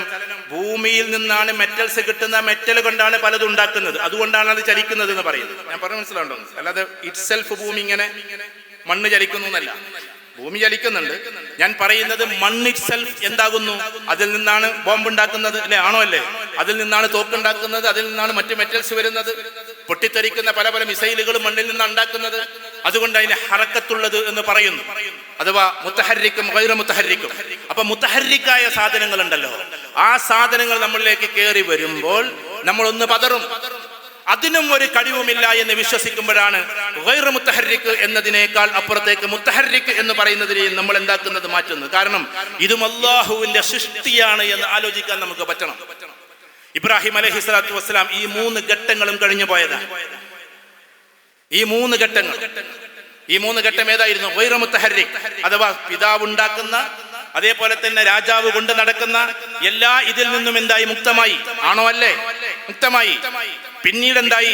ഭയപ്പെടുത്തുന്നത് ഭരണാധികാരികളാണ്, ഭയപ്പെടുത്തുന്നത് സൈന്യങ്ങളാണ്, ഭയപ്പെടുത്തുന്നത് തീയാണ്. അങ്ങനെ തീ ആളി കത്തിക്കൊണ്ടിരിക്കുകയാണ്. അല്ലാമ ഇക്ബാലിന്റെ ഒരു കവിതയുണ്ട്, ഇബ്രാഹിം അലൈഹിസ്സലാത്തു വസ്സലാം. അദ്ദേഹം വളരെ ദാർശനിക കവിയാണല്ലോ. അപ്പൊ അദ്ദേഹം പറയുന്നുണ്ട്, ഇബ്രാഹിം അലൈഹിസ്സലാത്തു വസ്സലാം, ജിബ്രീൽ അലൈഹിസ്സലാത്തു വസ്സലാം, ഒരു കാവ്യാത്മകമാണ്, അതാണ്, അങ്ങനെ എടുത്താൽ മതി. ജിബ്രീൽ അലൈഹിസ്സലാത്തു വസ്സലാം, ഞങ്ങൾ നിങ്ങളോടൊരു ചോദ്യം ചോദിക്കട്ടെ. ഞങ്ങളുടെ ഇബ്രാഹിം, നിങ്ങൾക്ക് വികാരമില്ലെന്ന് ഞങ്ങൾക്കറിയാം. ജിബ്രീൽ അലൈഹിസ്സലാത്തു വസ്സലാമിനോട് പറയാണ്, നിങ്ങൾക്ക് വികാരമില്ലെന്ന് ഞങ്ങൾക്കറിയാം. പക്ഷേ തീയിലേക്ക് എടുത്തു ചാടാൻ പോകുന്ന സമയത്ത് നിങ്ങൾ പോലും പറഞ്ഞില്ലയോ മാറി നിൽക്കൂ ജിബ്രീൽ എന്ന്. ആ സമയത്ത് ജിബ്രീലെ നിങ്ങളും പതറിപ്പോയില്ലേ എന്നൊരു കവിതയുണ്ട്. സുന്ദരമായ കവിതയാണ്. ഇത് ഖുർആനാണ്. എന്ന് വെച്ചാൽ ഈ ഗൈറ മുത്തഹർരിക്കും കഴിഞ്ഞ് മുത്തഹർരിക്കായിട്ടുള്ള തീ ഇങ്ങനെ ചലിച്ചുകൊണ്ടിരിക്കുകയാണ്. ആ തീയിലേക്ക് ഇപ്പൊ വലിച്ചെറിയും. ആ വലിച്ചെറിയുന്ന സമയത്ത് ബുദ്ധി വിളിച്ചു പറഞ്ഞു ചാടണ്ട ഇബ്രാഹിം, അത് തീയാണ് എന്ന്. പക്ഷെ ആത്മാവ് വിളിച്ചു പറഞ്ഞു ചാട് ഇബ്രാഹിം, അത് അല്ലാഹുവിന്റെ സൃഷ്ടിയാണ് എന്ന്. ഇത് അല്ലാമ ഇക്ബാലിന്റെ കവിതയാണ്. ബുദ്ധി വിളിച്ചു പറഞ്ഞു ചാടണ്ട ഇബ്രാഹിം, അത് തീയാണ് എന്ന്. പക്ഷെ ആത്മാവ് വിളിച്ചു പറഞ്ഞു ചാട് ഇബ്രാഹിം, ഇത് അല്ലാഹുവിന്റെ സൃഷ്ടിയാണ് എന്ന് പറഞ്ഞാൽ അള്ളാഹുവിന്റെ സൃഷ്ടികളുടെ ആധിപത്യം അള്ളാഹുവിൽ മാത്രമാണ് എന്ന് അള്ളാഹു വിചാരിച്ചാൽ സൃഷ്ടികൾക്ക് പോലും എന്തെങ്കിലും ചെയ്യാൻ പറ്റൂ എന്ന്. ആ സമയത്താണ് ഹസ്രത്ത് ജിബ്രീൽ അലൈഹി സ്വലാത്തു വസ്സലാം ഇറങ്ങി വരുന്നത്. ഇൻവിസിബിളായി ഇബ്രാഹിം നബി അലൈഹി സ്വലാത്തു വസ്സലാമക്ക് വിസിബിളായി. അതെന്താന്ന് ആധുനിക കാലത്തെ കുട്ടികൾക്ക് അറിയാൻ പറ്റും. ഏതായാലും ഇൻവിസിബിളായി വന്നു, മറ്റുള്ളവർക്ക് വിസിബിളായി വന്നു. ആർക്ക്? കാണാൻ പറ്റുന്ന രൂപത്തിൽ ജിബ്രീൽ അലൈഹി സ്വലാത്തു വസ്സലാം വരികയാണ്. ഇബ്രാഹിം നബി അലൈഹി സ്വലാത്തു വസ്സലാം ഖുർആൻ എടുത്ത് പരിശോധിച്ചു. എന്നിട്ട് വന്നിട്ട് പറയുന്ന വാക്കെന്താണ്? ഞാൻ നിങ്ങളെ രക്ഷപ്പെടുത്താൻ വേണ്ടി വന്നതാണ്. ഇത് അള്ളാഹു അയച്ചതാന്ന് ആർക്കറിയാം? ഇബ്രാഹിം നബിക്ക് അറിയാലോ അള്ളാഹു അയച്ചതാണ്. പക്ഷെ ഖുർആന്റെ ആയത്തുകൾ അവിടെ ഒന്ന് ഇന്ന് തന്നെ പോയിട്ട് ആ തഫ്സീർ ഒന്ന് നോക്കണം. നിങ്ങൾ കുറേ അങ്ങോട്ടും കണ്ടും പോയിട്ട് ഇബ്നു കസീർ റഹ്മത്തുള്ളാഹിയുടെ തഫ്സീറും അല്ലെങ്കിൽ ജലാലൈനി തഫ്സീറും അല്ലെങ്കിൽ അതിന്റെ അപ്പുറത്തേക്ക് ബൈലാവി തഫ്സീറും അതിന്റെ അപ്പുറത്തേക്ക് ഇങ്ങനെ ഇബ്നു മസ്ഊദ് റളിയല്ലാഹു തആലയുടെ തഫ്സീർ ഇതൊന്നും നോക്കണ്ട. നിങ്ങളുടെ പെരയിലൊക്കെ സാധാരണയുള്ള അമാനി മൗലവിന്റെ തഫ്സീർ എടുത്ത് നോക്കിയാൽ മതി. അപ്പോൾ അതെല്ലാം നമുക്ക് കൂടുതൽ തിരിയാ. കാരണം ഇതൊക്കെ പാടെ മജ്മുആക്കി എഴുതിയതാണ് ആ പാവാത്. നമ്മളിത് നോക്കാത്ത നമ്മളെ കുഴപ്പമാണ്. മാറി നിൽക്കൂ ജിബ്രീൽ, നിങ്ങളും അല്ലാഹുവിന്റെ സൃഷ്ടിയാണ്. ഹസ്ബി അല്ലാഹു നിഅമൽ വകീൽ നിഅമൽ മൗലാ വ നിഅമൻ നസീർ. എനിക്കാരും വേണ്ട, ഗൈറു മുതഹർരിക്കും വേണ്ട, മുതഹർരിക്കും വേണ്ട, മുഖറബും വേണ്ട. എനിക്ക് അല്ലാഹു മാത്രം മതി. സർവാധിപതി, സമഗ്രാധിപതി അവൻ മാത്രം മതി എന്ന് നിശ്ചയിച്ചത് കൊണ്ടാണ് മുഖറബായ മലക്ക് ജിബ്രീൽ അലൈഹിസ്സലാത്തു വസ്സലാമയെ മാറ്റി നിർത്തിക്കൊണ്ട് അല്ലാഹു തീയിനോട് കൽപ്പിക്കാണ്, ഖുൽനാ യാ നാറു കൂനി ബർദൻ വസലാമൻ അലാ ഇബ്രാഹിം. ഇബ്രാഹിം നബിക്ക് നീ തീയും രക്ഷയുമാവുക തീയെ എന്ന് നാം തീയിനോട് പറഞ്ഞ സന്ദർഭം ഖുർആനിൽ അധികം അങ്ങനത്തെ വാക്കുകൾ കാണാൻ പറ്റൂല. ഖുൽനാ നാം പറഞ്ഞു, യാ നാറു കൂനി ബർദൻ വസലാമൻ അലാ ഇബ്രാഹിം. അവിടെ പിന്നെ ജിബ്രീൽ അലൈഹിസ്സലാത്തു വസ്സലാമയും ഇല്ല, ഒരു മലക്കുകളും ഇല്ല. The direct invention, the direct action, അല്ലാഹു സുബ്ഹാനഹു വ തആലയുടെ പ്രത്യേകമായിട്ടുള്ള കണ്ടെത്തലും പ്രത്യേകമായിട്ടുള്ള ഒരു ഇതും ഖലീലായിട്ടുള്ള പ്രഖ്യാപനവും. ജിബ്രീൽ അലൈഹിസ്സലാത്തു വസ്സലാം നിങ്ങളും മാറി നിൽക്കൂ എന്ന് പറയുന്ന ഒരു രംഗുണ്ടല്ലോ, അതാണ് മഖാമ ഇബ്രാഹിം എന്ന് പറഞ്ഞാൽ. ഇബ്രാഹിം നബി അലൈഹിസ്സലാത്തു വസ്സലാമിന്റെ യഥാർത്ഥ മഖാം അതാണ്. നമ്മൾ വിചാരിച്ചത് എന്താണ്? ഈ പറയുന്ന തവാഫ് ചെയ്യുന്ന സമയത്തുള്ള മഖാം ഇബ്രാഹിം അത് മാത്രമാണ് മഖാം, അത് അവിടെ നിന്നിട്ടുണ്ട് എന്നത് ശരിയാണ്. പക്ഷെ അതുമല്ല മഖാം.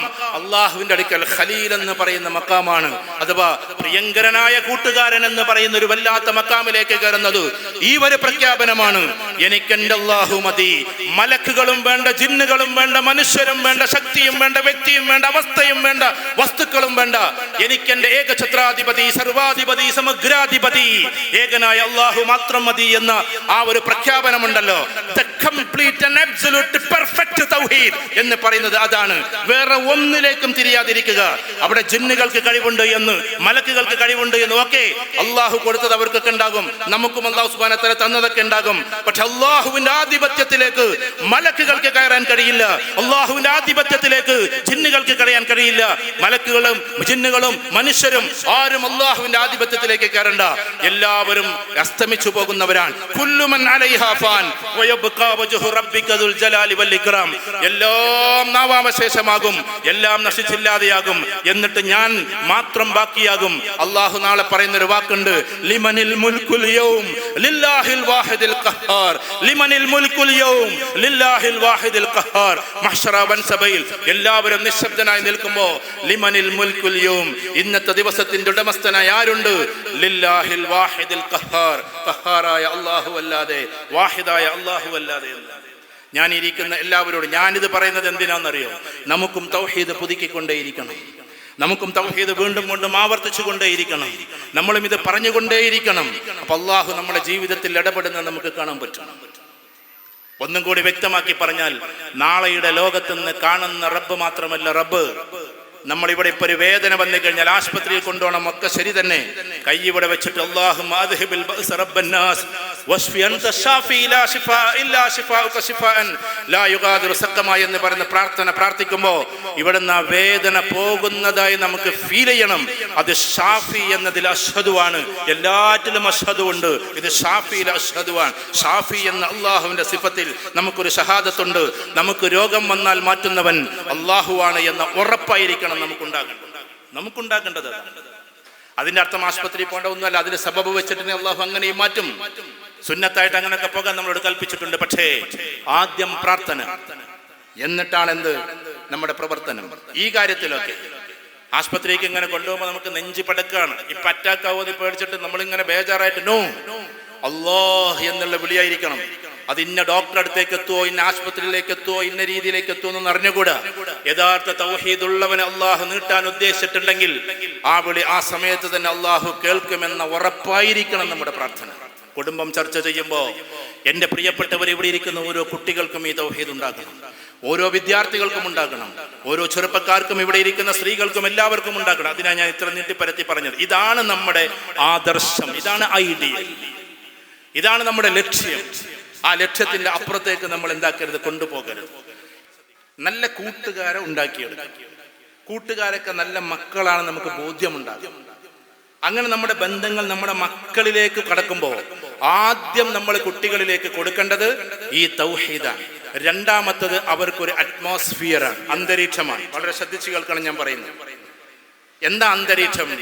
വീട്ടിൽ ചില അന്തരീക്ഷങ്ങൾ ഉണ്ടാകണം. ഒന്നാമത്തെ അന്തരീക്ഷം നമ്പർ വൺ പ്രബോധനത്തിന്റെ അന്തരീക്ഷമാണ്.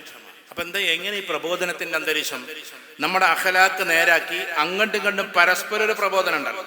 കുട്ടിക്ക് വാപ്പാനൊരു വിശ്വാസം വേണം, വാപ്പ പറയുന്നത് ദീനാണെന്ന് മനസ്സിലാക്കണം, അതിനു വേണ്ടിയിട്ടുള്ള ദീനിയായ ക്ലാസ്സുകൾ അവർ എത്തിക്കണം. അങ്ങനെ പരസ്പരം ഒരു ആദ്യം റസൂലുള്ളാഹിയോട് പറഞ്ഞ് നിങ്ങൾ നിങ്ങളുടെ അഹ്ലുകാരോട് ദഅവത്ത് ചെയ്യൂ, എന്നിട്ട് നിങ്ങൾ പുറത്തേക്ക് ദഅവത്ത് ചെയ്യുന്നതാണ്. റസൂലുള്ളാഹി സ്വല്ലല്ലാഹു അലൈഹി വസല്ലം തോറ്റു കൊടുത്തില്ലേ? ആയിഷ റളിയല്ലാഹു തന്നെ പറഞ്ഞില്ലേ, പലപ്പോഴും നിങ്ങൾ കേട്ടതല്ലേ? ഓടുന്ന സമയം ഓടാൻ വേണ്ടിയിട്ട് നോക്കുകയാണ്. അപ്പൊ എല്ലാ ഭാഗത്തേക്കും നോക്കി ആരും കാണുന്നില്ലെന്ന് ഉറപ്പുവരുത്തി. അത് നമ്മൾ ഉറപ്പുവരുത്തണം, അല്ലാതെ ആൾക്കൂട്ടത്തിൽ ഓടലല്ല ഓട്ടം. ആരും കാണുന്നില്ലെന്ന് ഉറപ്പുവരുത്തി. എന്നിട്ട് ആയിഷ റളിയല്ലാഹു തന്നെ പറയും, നമ്മളൊന്ന് ഓടി നോക്കല്ലേ എന്ന്. ചരിത്രത്തിന്റെ ഭാഗം, താരീഖിലാണ്. റസൂലുള്ളാഹി പറഞ്ഞു ആയിക്കോട്ടെ ഓടാം. ആദ്യത്തെ പ്രാവശ്യം എന്താക്കി റസൂലുള്ളാഹി ജയിച്ചു. ആയിഷ ബിബി റളിയല്ലാഹു തന്നെ അരിശം കൊള്ളിക്കാൻ വേണ്ടി ഒരു ജയം. അപ്പോ തോറ്റവരല്ലോ പറയാ നമുക്ക് ഒന്നും കൂടി ഓടാന്ന്. ഈ ലോകത്തിൽ ആരാ പറയാ രണ്ടാമത് കളിക്കണമെന്ന്? തോറ്റവരാ പറയാ. അങ്ങനെ തോറ്റ ആള് പറഞ്ഞു നമുക്കൊന്നും കൂടി ഓടാന്ന്. എന്നിട്ട് കരഞ്ഞോണ്ടാ പറഞ്ഞത്. റസൂലുള്ളാഹിയുടെ വഫാത്തിന് ശേഷം പിന്നെ കരഞ്ഞോണ്ട് പറയണം, മോളെ ഫാത്തിമ, രണ്ടാമത്തെ പ്രാവശ്യം റസൂലുള്ളാഹി ജയിക്കുമായിരുന്നിട്ടും എനിക്ക് വേണ്ടി തോറ്റു തന്നു എന്ന്. പിന്നെയോ നമ്മുടെ വീട്ടിലുണ്ടാകേണ്ടുന്ന അന്തരീക്ഷം എന്ന് പറഞ്ഞാൽ ഇബാദത്തിന്റെ അന്തരീക്ഷമാണ്.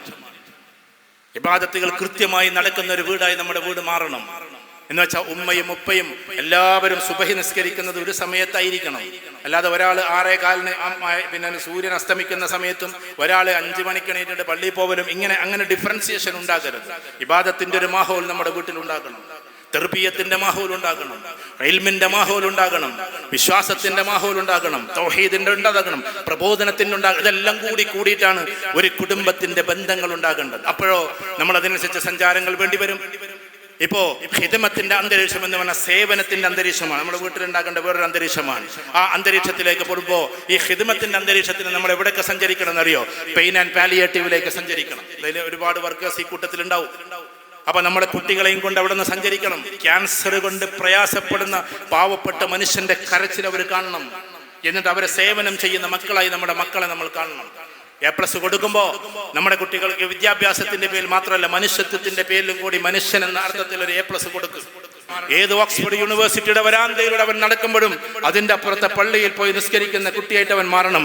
ഏത് വലിയ ഡോക്ടറായി, സർജനായി, ടോപ്പ് സർജറിക്ക് വേണ്ടി ഒരുങ്ങുമ്പോഴും ളുഹർ നിസ്കാരത്തിന്റെ സമയത്ത് മെല്ലെ അവിടുന്ന് മജ്ബൂരി ജമ്മെങ്കിലും ചെയ്യുന്ന, അഥവാ രാവിലെ ഓപ്പറേഷൻ തുടങ്ങി വൈകുന്നേരം വരെ ഓപ്പറേഷനാണ്, നിസ്കരിക്കാൻ പോലും അവിടുന്ന് പോകാനുള്ളൊരു സമയം കിട്ടുന്നില്ല. അങ്ങനത്തെ ഓപ്പറേഷൻസ് ഉണ്ടാവുമല്ലോ, വിടാൻ പറ്റാത്ത ഒരു ഡോക്ടർക്ക് ആ സമയത്ത് ജമ്മുൽ മജ്ബൂരി എങ്കിലും ചെയ്തിട്ട് അതെന്താന്നൊക്കെ നമ്മൾ പഠിക്കണം. അങ്ങനെ എൻ്റെ അമ്മോശൻ ഒരു ഓപ്പറേഷൻ രാവിലെ 7 മുതൽ വൈകുന്നേരം വരെ ഉണ്ടായപ്പോൾ കേരളത്തിൽ അറിയപ്പെടുന്ന ഒരു നല്ല വിശ്വാസിയായിട്ടുള്ള ഒരു ഡോക്ടർ അന്ന് ജമ്മുൽ മജ്ബൂരിയ ചെയ്തത് എന്ന് പറഞ്ഞാൽ അവിടെ നിന്നിട്ട് 2 റക്അത്ത് നിസ്കരിച്ചിട്ട് ജമ്മാക്കാനേ പറ്റുള്ളൂ. അപ്പോൾ അല്ലെങ്കിൽ അയാൾ പോയി കഴിഞ്ഞാൽ പിന്നെ ഇയാളുടെ ജീവൻ പോയി പോകും. അപ്പൊ ആ ജമ്മുൽ മജ്ബൂരി എന്താണെന്നൊക്കെ പറഞ്ഞു കൊടുത്തിട്ട് എത്ര ടോപ്പ് ഡോക്ടർ ആയാലും ശരി, ഇനി നമ്മുടെ മക്കള് ഭാവിയിൽ ബഹിരാകാശത്തേക്ക് സഞ്ചരിക്കാൻ പോവാന്ന് വിചാരിക്ക്. അങ്ങനെ ഒരു വലിയ സയന്റിസ്റ്റ് ആയിട്ട് ബഹിരാകാശത്തേക്ക് തെരഞ്ഞെടുത്താൽ പോലും ആ വൈകുന്നേരം 3 മണിക്കാണ് യാത്ര പുറപ്പെടുന്നതെങ്കിൽ അതിനു മുമ്പേ അള്ളാഹുവിന്റെ മുമ്പിൽ സുജൂദ് ചെയ്തുകൊണ്ട് അള്ളാഹുവെ ഇത്രയും കാലം കേട്ടിട്ടുള്ള ആകാശലോകത്തിന്റെ സഞ്ചാരപഥത്തിലേക്ക് ഞാനിതാ പോകുന്നു എന്ന് പ്രാർത്ഥനയോടെ കയറി പോകുന്ന മകനായിട്ടാണ് നമ്മുടെ മകൻ മാറേണ്ടത്. ഏത് പ്രൊഫഷനും അവനായിക്കൊള്ളട്ടെ. ഇതാ ഇസ്രോയുടെ നേരത്തെ പറഞ്ഞ ചെയർമാൻ, അദ്ദേഹം ഇവിടുന്ന് വലിയ ചന്ദ്രയാൻ വിടാൻ പോവാൻ. ചന്ദ്രയാൻ വിടുമ്പോൾ അദ്ദേഹത്തിന്റെ വിശ്വാസപ്രകാരം എല്ലാ പ്രാർത്ഥനയും നടത്തിയിട്ടാണ് ചന്ദ്രയാൻ വിട്ടത്. അതൊന്നും നമ്മൾ മറക്കാൻ പാടില്ല. ഇതേപോലെ നമ്മുടെ കുട്ടികൾ എത്ര വലിയ സയന്റിസ്റ്റ് ആയാലും, എത്ര വലിയ ലോകത്തിന്റെ ഉത്തുംഗതയിലേക്ക് കയറിയാലും, ബഹിരാകാശ സഞ്ചാരിയായി മാറിയാൽ പോലും ബഹിരാകാശത്ത് എന്തെങ്കിലും ചൊവ്വയിൽ പോയിട്ട് കാലെടുത്ത് വെക്കുമ്പോ അവിടെ നിന്ന് നമ്മൾ മറ്റുള്ളവരുടെ പെർമിഷനോട് കൂടി ചെയ്യേണ്ടത് 2 റക്അത്ത് നിസ്കാരമായിരിക്കണം. ആ ഒരു രീതിയിലേക്ക് നമ്മുടെ കുട്ടികൾ, ഞാനിത് പറയുമ്പോൾ അതിശയോക്തി തോന്നിപ്പോകും, പക്ഷേ ഞങ്ങൾ ചെയ്തിട്ടുണ്ട്. അത്ര വലിയ സ്ഥലത്തൊന്നും അല്ലെങ്കിലും ടെറ്റിലിസ് പർവ്വതത്തിന്റെ മേലെ കയറിയപ്പോൾ, ടെറ്റിലിസ് എന്ന് പറഞ്ഞാൽ നമുക്കറിയാം സ്വിറ്റ്സർലാൻഡിലെ ഏറ്റവും ടോപ്പ് മഞ്ഞുമലയാണ്. 3 റോപ്പ് വേകൾ കയറിയിട്ട് വേണം ആ മഞ്ഞിലൂടെ കയറിപ്പോകാൻ. ഒരു മനുഷ്യനൊരാൾക്ക് കാണില്ല. ചിലപ്പോ മഞ്ഞുമലകൾ കയറിയിട്ട് മഞ്ഞിന്റെ അവിടെ എത്തിയപ്പോ നിസ്കാരത്തിന് സമയമായി എന്ന് തോന്നിയപ്പോ കാലിന്റെ മുട്ടുവരെ മഞ്ഞാണ്, എല്ലായിടത്തും മഞ്ഞാണ്, തണുത്ത് വിറക്കാണ്. പക്ഷെ നിസ്കാരം ഒഴിവാക്കാൻ പറ്റൂല, ജമ്മിന്റെ സമയം കഴിയാൻ പോവാണ്. നമ്മൾ അവിടെ നിന്ന് നിസ്കരിച്ചു. പാവം സായിപ്പന്മാര് വന്ന് വീഡിയോ എടുക്കേണ്ടൊക്കെ എടുക്കുന്നുണ്ട്. ടിറ്റിലിസ് പർവ്വതത്തിന്റെ മുകളിൽ കയറിയാലും അതിന്റെ സമയമാണ് എങ്കിൽ ഏക ചിത്രാധിപതിയെ മറക്കാതിരിക്കുന്ന ഒരു സഞ്ചാരമായിരിക്കണം നമുക്കുണ്ടാകേണ്ടത്. അങ്ങനെ നമ്മുടെ ജീവിതത്തിൽ നമ്മൾ സെറ്റപ്പ് ചെയ്ത് കഴിഞ്ഞാൽ, അങ്ങനെ നമ്മൾ ഏറ്റവും കൂടുതൽ വാർത്തെടുത്തു കഴിഞ്ഞാൽ ബന്ധങ്ങൾ ശരിയാകും. ഇസ്ലാമിനെ ഇസ്സത്തോടെ കൊണ്ടുപോകാൻ പറ്റും. കുടുംബത്തെ സുന്ദരമായി നമ്മുടെ മക്കളെ തെർബിയത്തോടെ കൂടി വളർത്തി മാതാപിതാക്കളുടെ ബന്ധങ്ങളെ സുന്ദരമാക്കി മാറ്റിയിട്ട് നമുക്ക് മുന്നോട്ട് കൊണ്ടുപോകാൻ പറ്റും. അള്ളാഹു അനുഗ്രഹിക്കുമാറാകട്ടെ എന്ന പ്രാർത്ഥനയോടെ നല്ല ബന്ധങ്ങൾ കാത്തു സൂക്ഷിക്കുക. പ്രത്യേകിച്ച് ഓരോ ഏജിനെയും മനസ്സിലാക്കുക. എൻ്റെ പ്രിയപ്പെട്ട കുട്ടികളെ, നിങ്ങൾ മാതാപിതാക്കളെ ശരിക്കും മനസ്സിലാക്കുക. ഓരോ മാതാവിൻ്റെയും പിതാവിൻ്റെയും നൊമ്പരങ്ങളെ, നോവുകളെ നിങ്ങൾ മനസ്സിലാക്കുക. വിശുദ്ധ ഖുർആൻ പറയുന്നുണ്ട്, വഹ്നുൻ അലാ വഹ്ൻ, പ്രയാസത്തിന് മേൽ പ്രയാസങ്ങൾ സഹിച്ചുകൊണ്ടാണ് അവർ നിങ്ങളെ ചുമന്ന് നടന്നത് എന്ന്. അതുകൊണ്ട് മാതാവിൻ്റെ ഒരു നെഞ്ചിന്റെ പടച്ചിലുണ്ടല്ലോ, അത് നമ്മുടെ ആദ്യാക്ഷരത്തിന്റെയും ആദ്യമ കാലഘട്ടത്തിന്റെയും മുമ്പിലുള്ള ഒരു വല്ലാത്തൊരു പടച്ചിലാണ് എന്ന് നമ്മൾ മനസ്സിലാക്കണം. ആദ്യാക്ഷരം പഠിച്ച നമ്മൾ ഗുരുനാഥന്മാരിൽ നിന്നാണെങ്കിൽ ആദ്യ ശ്വാസം നമ്മൾ ശ്വസിച്ചത് മാതാവിന്റെ ഗർഭത്തിൽ കടന്നുകൊണ്ടാണ്. ഇതിന്റെ ഇടയിലുള്ള ആ ഒരു ജീവിതമുണ്ടല്ലോ, ആ ജീവിതം നമുക്ക് സമ്മാനിച്ച ഒരു മാതാവുണ്ട്. എത്രയോ തവണ ഉറക്കമൊഴിച്ച മാതാവുണ്ട്, എത്രയോ കാത്തിരുന്ന പിതാവുണ്ട്. അവിടെ നിങ്ങളുടെ മാതാവ് കിടന്നിട്ട് ആഹ് എന്ന് ലേബർ റൂമിൽ കിടന്നിട്ട് കരയുമ്പോ, പ്രസവത്തോടടുത്തപ്പോ, നിങ്ങളെ പ്രസവിക്കുന്ന സമയത്ത് പുറത്തു നിന്നിട്ട് പാവം ഒരു വല്യമ്മ പ്രാർത്ഥിച്ചുകൊണ്ടേ ഇരുന്നിട്ടുണ്ട്, എന്റെ മകൾക്കൊന്നും വരുത്തരുത് എന്ന്, ആ മകളുടെ കുട്ടിക്കൊന്നും വരുത്തരുത് എന്ന്.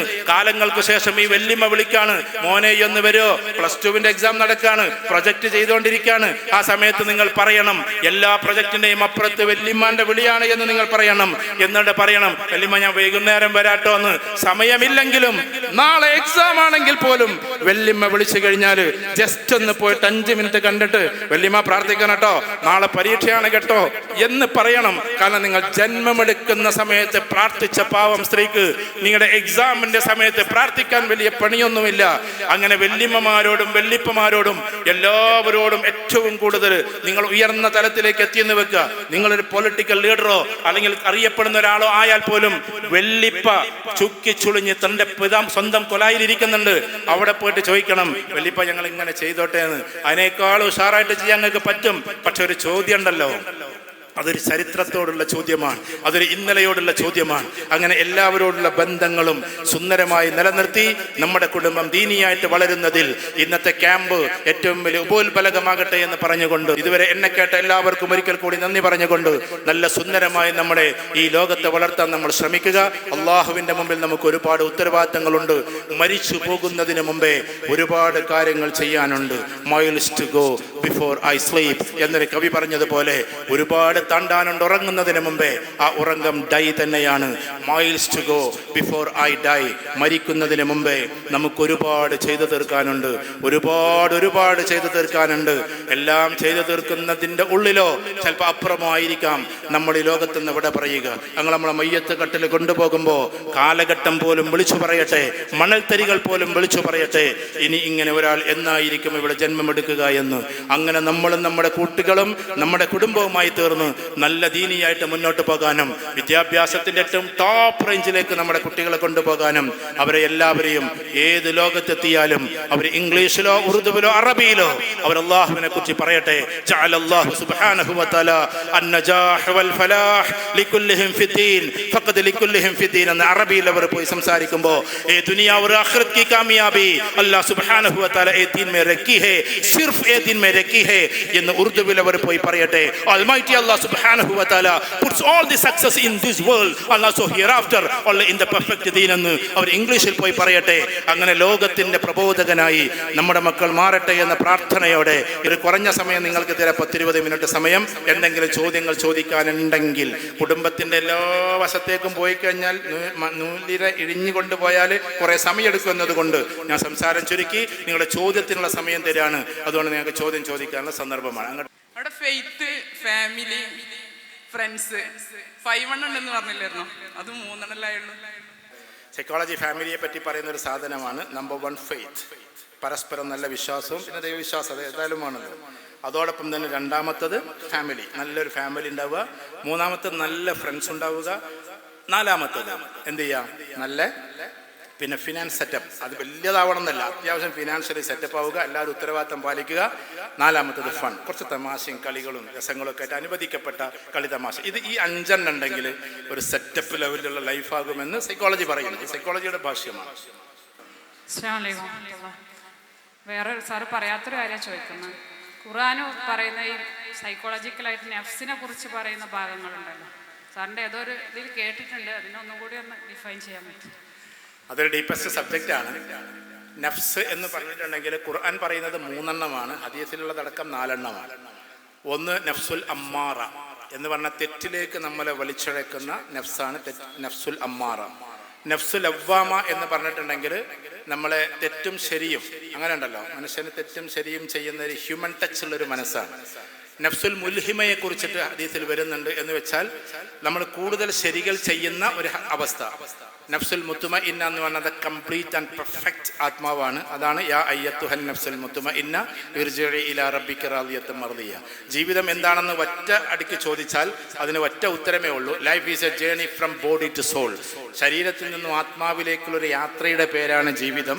ആ യാത്ര നമ്മൾ ശരീരത്തിൻ്റെ ഇച്ഛകളിൽ നിന്നൊക്കെ ഒഴിവായി ആത്മാവിൻ്റെ പരിപ്രേക്ഷ്യത്തിലേക്കുള്ള യാത്രയാണ്. ആ പരിപ്രേക്ഷ്യത്തിലേക്കുള്ള യാത്രയിൽ നഫ്സുൽ മുത്മഇന്നയിലേക്ക് നമ്മൾ എത്തണം. അതാണ് വിജയിച്ച ആത്മാവ് എന്ന് അല്ലാഹു പറയുന്നത്. യാ അയ്യത്തുഹൻ നഫ്സുൽ മുത്മഇന്ന. അമ്മാറയെ കുറിച്ച് പറയുമ്പോൾ ഇന്നൻ നഫ്സുൽ അമ്മാറത്തും ബിസൂ എന്നാണ്, അഥവാ തെറ്റിലേക്ക് വലിച്ചു ചേർക്കുന്ന ആത്മാവ് എന്നാണ്. ലവ്വാമയെ കുറിച്ച് പറയുമ്പോൾ നമ്മളെപ്പോലെയുള്ള തെറ്റും ശരിയും ചെയ്യാൻ സാധ്യതയുള്ളവർ. ഇത് 3 ഭാഗമാണ്. ഒന്ന് ശരീരത്തിന്റെ ഇച്ഛ മാത്രം, അത് ശരീരമാണ്, ജിസ്മു എന്ന് പറയും.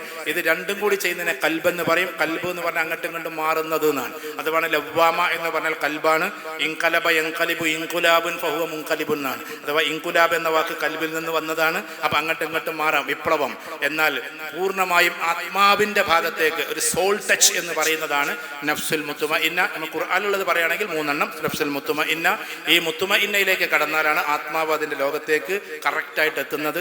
ഈ ആത്മാവ് നമ്മളിൽ നിന്ന് പോകുന്നതിൻ്റെ പേരാണ് മരണം എന്ന് പറഞ്ഞാൽ അത് അള്ളാഹുവിലേക്കാണ് പോവുക. ഇന്നാ ലില്ലാഹി വ ഇന്നാ ഇലൈഹി റാജിഊൻ. ശരീരം പോകുന്നത് മണ്ണിലേക്കാണ്. മിൻഹാ ഖലഖനാകും വഫീഹാ നുഈദുകും വമിൻഹാ നുഖ്രിജുകും താരത്തൻ നുഖ്റ. അപ്പോൾ ശരീരം, ഹൃദയം, ആത്മാവ്. ശരീരത്തിൻ്റെതാണ് അമ്മാറ, അതിൻ്റെ ഇച്ഛകൾ മാത്രം. കൽബിൻ്റെ മാറിക്കൊണ്ടിരിക്കുന്ന അവസ്ഥയാണ് ലവ്വാമ. തീരെ മാറാതെ സ്ഥായിയായി നല്ല ദീനിയായി നല്ലൊരവസ്ഥയിൽ നമ്മുടെ ജീവിതം അവസാനിപ്പിക്കലാണ് മുത്മഇന്ന.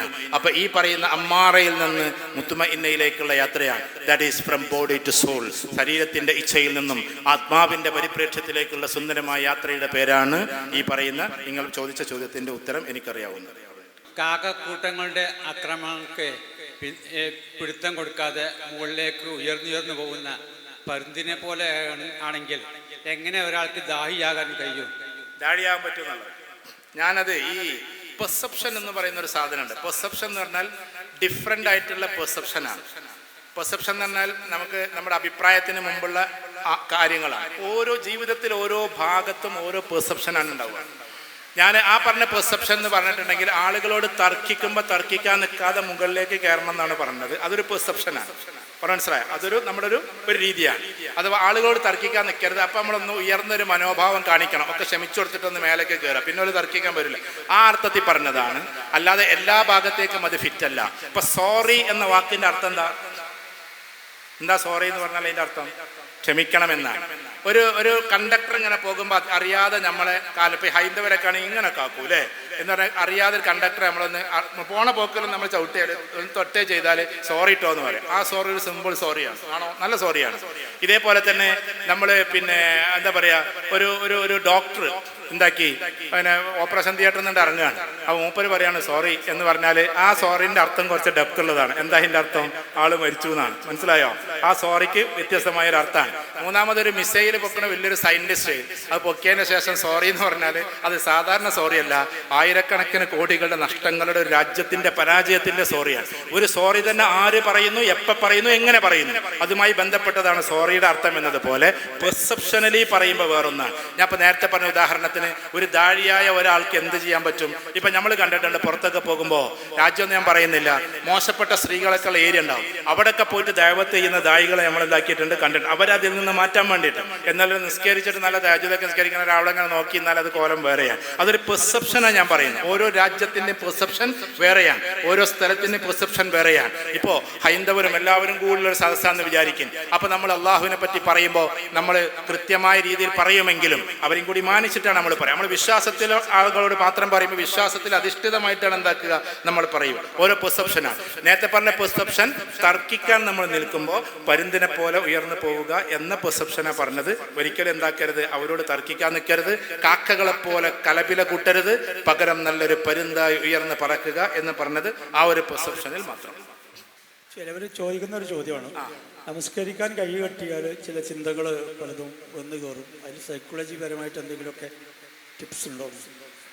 അതായത് നമ്മൾ കോൺസെൻട്രേഷൻ എന്ന് പറയുന്നത് നന്നായിട്ട് പ്രാക്ടീസ് ചെയ്യണം. അതിന് നിസ്കാരത്തിൽ ശ്രദ്ധ പോകാതിരിക്കണമെങ്കിൽ ബേസിക് ആയിട്ട് നിസ്കാരത്തിൽ പറയുന്നതിൻ്റെ അർത്ഥം നമുക്ക് എന്താക്കണം, അറിയണം. ചില ആൾക്കാർ ഇങ്ങനെ, ചിലപ്പോൾ ഉദാഹരണത്തിന് 2 സുജൂദിനും ഇടയ്ക്കുള്ള പ്രാർത്ഥന, അതെന്താ പറഞ്ഞാട്ടെ, നിങ്ങളെന്താ പ്രാർത്ഥിക്കല്? റബ്ബി ഗഫിർലി വർഹംനി വജ്ബുർനി വർഫഅനി വർസുഖ്നി വഹ്ദിനി വആഫിനി. ചില ആൾക്കാർക്ക് ഇരുന്നാലേ അത് കിട്ടുള്ളൂ പ്രാർത്ഥിക്കാൻ, അല്ലേ? അങ്ങനെ ഉണ്ട്. അപ്പോൾ അതിൽ എന്തൊക്കെ വരുന്നുണ്ട് നിങ്ങൾ ആലോചിച്ച് നോക്കിയിട്ടുണ്ടോ? റബ്ബി ഗഫിർലി, എനിക്ക് നീ പുറത്തുക. അങ്ങനെ ദുനിയാവിലും ആഖിറത്തിലും വേണ്ട എല്ലാ ചോദ്യങ്ങളും ഇതിലുണ്ട്. പക്ഷെ അത് അറിഞ്ഞുകൊണ്ടല്ല നമ്മൾ നിൽക്കുക. അവിടെ എങ്ങനെ ഇരുന്ന് ഇങ്ങനെ റബ്ബി ഗഫിർലി ഒറ്റ പോക്കാണ്. ആ 2 സുജൂദിൻ്റെ ഇടയിൽ ആരെങ്കിലും ഒരു ഇമാമ നിൽക്കുന്ന ആൾ കുറച്ചൊരു ഡ്യൂറേഷൻ ഉണ്ടായാൽ പിന്നെ മൗമിങ്ങൾക്ക് ഇഷ്കാലായി. ഈ 7 പ്രാർത്ഥന പ്രാർത്ഥിക്കണ്ടേ? റബ്ബി ഗഫിർലി, എനിക്ക് നീ പുറത്തു കൊണ്ടാ, വർഹംനി, എനിക്ക് നീ റഹ്മത്ത് ചെയ്യേ, ഒജുബുർനി, എൻ്റെ നീ മറച്ചു വെക്കുക, അല്ലെങ്കിൽ അങ്ങനെയുള്ള അർത്ഥങ്ങൾ. ഒജുബുർനി വർഫഅനി, എന്നെ നീ ഉയർത്ത്, വർഹംനി, പിന്നെ അല്ല വർഫഅനി ഉർസുഖ്നി, എനിക്ക് നീ റിസ്ഖിനത്ത, ഉർസുഖ്നി, പിന്നെ ഉർസുഖ്നി വഹ്ദിനി, ഹിദായത്തത, വആഫിനി, എനിക്ക് നീ ആഫിയത്തത. ഈ ദുനിയാവിൽ ജീവിക്കേണ്ടത് ആഖിറത്തിലുള്ള മുഴുവൻ ചോദ്യങ്ങൾ അവിടെ ഉണ്ട്. അപ്പൊ 2 സുജൂദിന്റെ ഇടയിൽ റബ്ബി ഗഫിർലി വർഹംനി വജ്ബുർനി വർഫഅനി വർസുഖ്നി വഹ്ദിനി വആഫിനി എന്ന് ആ സാവകാശം പറഞ്ഞിട്ട് അടുത്ത സുജൂദിക്ക് പോയാൽ മതി. അടുത്ത സുജൂദിക്ക് പോകുമ്പോൾ സുബ്ഹാന റബ്ബിയൽ അഅല എന്നുള്ള പ്രാർത്ഥന പ്രാർത്ഥിക്കുമ്പോൾ ആകാശങ്ങൾക്കും അപ്പുറത്തേക്ക് കിടക്കുന്ന അള്ളാഹുവിൻ്റെ ഏറ്റവും സ്ട്രോങ് ആയിട്ടുള്ള പ്രഭാവത്തെക്കുറിച്ച് ആലോചിക്കണം. എല്ലാ സമയത്തും അതിൽ കോൺസെൻട്രേറ്റ് ചെയ്യാനാണ് നമ്മൾ എന്താക്കേണ്ടത്, നമ്മൾ ഇതാക്കണം. അതിന് ആദ്യം മാന അറിയുക എന്നാണ്, അതിൻ്റെ അർത്ഥം അറിയുക എന്നത് ഏറ്റവും പ്രധാനപ്പെട്ടതാണ്. പിന്നെ നമ്മൾ ഡെയിലി കോൺസെൻട്രേഷൻ എന്ന് പറയുന്ന ഒരു എക്സസൈസ് ഉണ്ട്, ധ്യാനം, മെഡിറ്റേഷൻ എന്നൊക്കെ പറയുന്നത്. മറ്റുള്ളവരുടെ മെഡിറ്റേഷൻ നമ്മൾ എടുക്കേണ്ടതില്ല. അതിൽ ചെയ്യേണ്ടത് എന്താണെന്ന് വെച്ചാൽ നമ്മൾ കോൺസെൻട്രേഷൻ കൂട്ടാൻ വേണ്ടി ചെയ്യേണ്ടത് നമ്മൾ കണ്ണടച്ചിട്ട്, നിങ്ങൾക്ക് എല്ലാം കൂടി ഇതിൻ്റെ പിന്നാലെ പോകണ്ടോ, ഞാൻ ചെയ്യുന്നൊരു കോൺസെൻട്രേഷൻ്റെ, നമ്മൾ സംസാരത്തിലേക്ക് കോൺസെൻട്രേഷൻ കിട്ടാൻ വേണ്ടി ചെയ്യുന്നൊരു എക്സസൈസാണ്. കണ്ണടച്ചിട്ട് റിവേഴ്സ് കൗണ്ടിങ് നടത്തുക എന്ന് പറഞ്ഞാൽ ഇപ്പോൾ 99 മുതൽ ഇങ്ങോട്ട് അത് നമ്മൾ കാണും വേണം. ആ ഡിജിറ്റൽ കാണണം, അല്ലാതെ വെറുതെ ഇങ്ങനെ പറഞ്ഞാൽ പോരാ. ഡിജിറ്റൽ ഇങ്ങനെ 99, 98, 97, 96, 95, 94, 91, 92, 91, 90 ഇങ്ങനെ എണ്ണണം. അത് ഞാൻ എന്നും എണ്ണണോണ്ടൊക്കെ അങ്ങനെ എളുപ്പത്തിൽ എണ്ണാൻ പറ്റണം കേട്ടോ. അത് നിങ്ങളിങ്ങനെ എണ്ണി തുടങ്ങുമ്പോൾ എവിടെയെങ്കിലും സ്റ്റക്കാകുമ്പോൾ നമ്മളെ കോൺസെൻട്രേഷൻ പോയി എന്നതിൻ്റെ അർത്ഥം. അപ്പോൾ അത് സ്ഥിരമായിട്ട് ചെയ്ത് കഴിഞ്ഞാൽ കോൺസെൻട്രേഷൻ കൂടിക്കൊണ്ടേയിരിക്കും. അതേമാതിരി നിങ്ങൾക്ക് സ്ഥിരമായിട്ട് അറിയുന്ന ഒരു സൂറത്തിൻ്റെ ലാസ്റ്റ് ഭാഗത്ത് നിങ്ങണ്ട് ഓതി തുടങ്ങുക. ഈ ഹിഫ്ള് ചെയ്യുന്ന കുട്ടികളെ നിങ്ങൾ കണ്ടോ, മത്സരത്തിലൊക്കെ അവിടുന്ന് ചോദിച്ചാൽ അതിൻ്റെ മേലുള്ളത് ചൊല്ലും, അതിൻ്റെ അടിയിലുള്ളത് ചൊല്ലും. ആ കോൺസെൻട്രേഷനാണ്. ആ കോൺസെൻട്രേഷൻ കൂടുതലുള്ള ആൾക്കാർക്ക് ഇല്ലാതെ പോകുന്നത് പിന്നെന്താണ്? ഭയങ്കരമായിട്ടുള്ള അറ്റൻഷൻ എന്ന് പറഞ്ഞാൽ അപ്പോൾ ഞാൻ ഇവിടെ നിന്ന് അറ്റൻഷൻ എന്ന് പറഞ്ഞപ്പോൾ ആ കുട്ടി അവിടെ എഴുന്നേറ്റുന്നു, ഞാൻ അങ്ങോട്ടാ നോക്കട്ടെ, അപ്പോൾ ആ കുട്ടി കണ്ട് ഓടി. ഇത് അറ്റൻഷനാണ്. ഇവിടെ ഇപ്പോൾ ആര് സഞ്ചരിച്ചാൽ ആര് കൈപ്പൊക്കിയാലും, ഞാൻ അവിടെ സൗജന്യ ആയുർവേദ മെഡിക്കൽ ക്യാമ്പിലേക്കാണ് നോക്കിക്കൊണ്ടിരിക്കുന്നത്, പക്ഷേ ഇവിടെ ആരളകിയാലും ഞാൻ കാണും. അത് അറ്റൻഷനാണ്. കാരണം അത് കോൺസെൻട്രേഷൻ അല്ല. കാരണം അതൊരു പ്രത്യേക ട്രെയിനിങ്ങാണ്. നിങ്ങൾ കണ്ടിട്ടില്ലേ, പ്രധാനമന്ത്രിയോ അല്ലെങ്കിൽ പ്രസിഡന്റോ ആരെങ്കിലുമൊക്കെ വേദി കയറിയ 2 ആൾക്കാരുണ്ടാവും ഇങ്ങനെ നിൽക്കുന്നത്. നമ്മൾ വിചാരിച്ച് ഇവരെന്താ ഒലക്ക വിഴുങ്ങി നിൽക്കുകയാണെന്നാണ്. അത് അറ്റൻഷനാണ്. ഏത് ഭാഗത്ത് ഇളകിയാൽ അവർക്ക് അത് ദൂരേക്കായിരിക്കുന്നത്. അപ്പോൾ ദൂരേക്ക് നോക്കുമ്പോഴാണ് ഇപ്പോൾ ഇവിടെ ഒരാൾ കൈപ്പൊക്കി, അവിടെ ഒരാൾ എഴുന്നേറ്റ് നിന്നു, മീൻസ് അങ്ങോട്ട് ഇതായി, അപ്പോൾ അവരുടെ കൈപ്പൊക്കി, ഇവരൊരാൾ കുട്ടി ചാടി കളിക്കുന്നു, ഞാൻ അങ്ങോട്ടാ നോക്കണേ, പക്ഷേ ഇവിടെ കാണും. അത് അറ്റൻഷൻ. അതൊരു പ്രത്യേക ട്രെയിനിങ്ങാണ്. ഈ അറ്റൻഷൻ, കോൺസെൻട്രേഷൻ, മെഡിറ്റേഷൻ 3 ഭാഗങ്ങളുണ്ട്. മെഡിറ്റേഷൻ എന്ന് പറഞ്ഞാൽ ഒന്നും കാണാതെയുള്ളൊരു പ്രത്യേക ലുക്കാണ്, ഒരു പ്രത്യേക നോട്ടമാണ്. അത് നമ്മൾ അതിൻ്റെ അർത്ഥത്തിലേക്ക്, അതിൻ്റെ ലോകത്തിലേക്ക് മാത്രം ഒതുങ്ങളെ തട്ടി വിളിച്ചാലേ നമ്മൾ അറിയുള്ളൂ. അതാണ് മെഡിറ്റേഷൻ എന്ന് പറഞ്ഞാൽ. ഫോർ എക്സാമ്പിൾ, നമ്മളെ ബുദ്ധിയിൽ ഇത് 3 ഉണ്ട്. അവിടുന്ന് മണൽ വാരിയിട്ട് നമ്മളിപ്പോൾ എങ്ങോട്ട് എറിയാണ്. നിങ്ങളിപ്പോൾ ഇതിലേക്ക് തന്നെ ഇതിലേക്ക് കേരളം 3 എഴുതണ്ട, ഇവിടെ എൻ്റെ പേരുണ്ടോ? സുലൈമാൻ മേപ്പത്തൂരിലേക്ക് നിങ്ങൾ എറിഞ്ഞോളി. അപ്പോൾ ആ സുലൈമാൻ മേപ്പത്തൂർ എന്ന് പറഞ്ഞ പേരിലേക്ക് നിങ്ങൾ മണലെടുത്തിട്ട് അവിടെ നിന്ന് എറിയുകയാണെങ്കിൽ ഒന്നും എൻ്റെ മേത്ത് കൊള്ളൂല. കാരണം അത് അറ്റൻറ്റീവായിട്ട് ഞങ്ങൾ എറിഞ്ഞത്. കാരണം എന്തായിട്ടില്ല, നനച്ചിട്ടില്ല.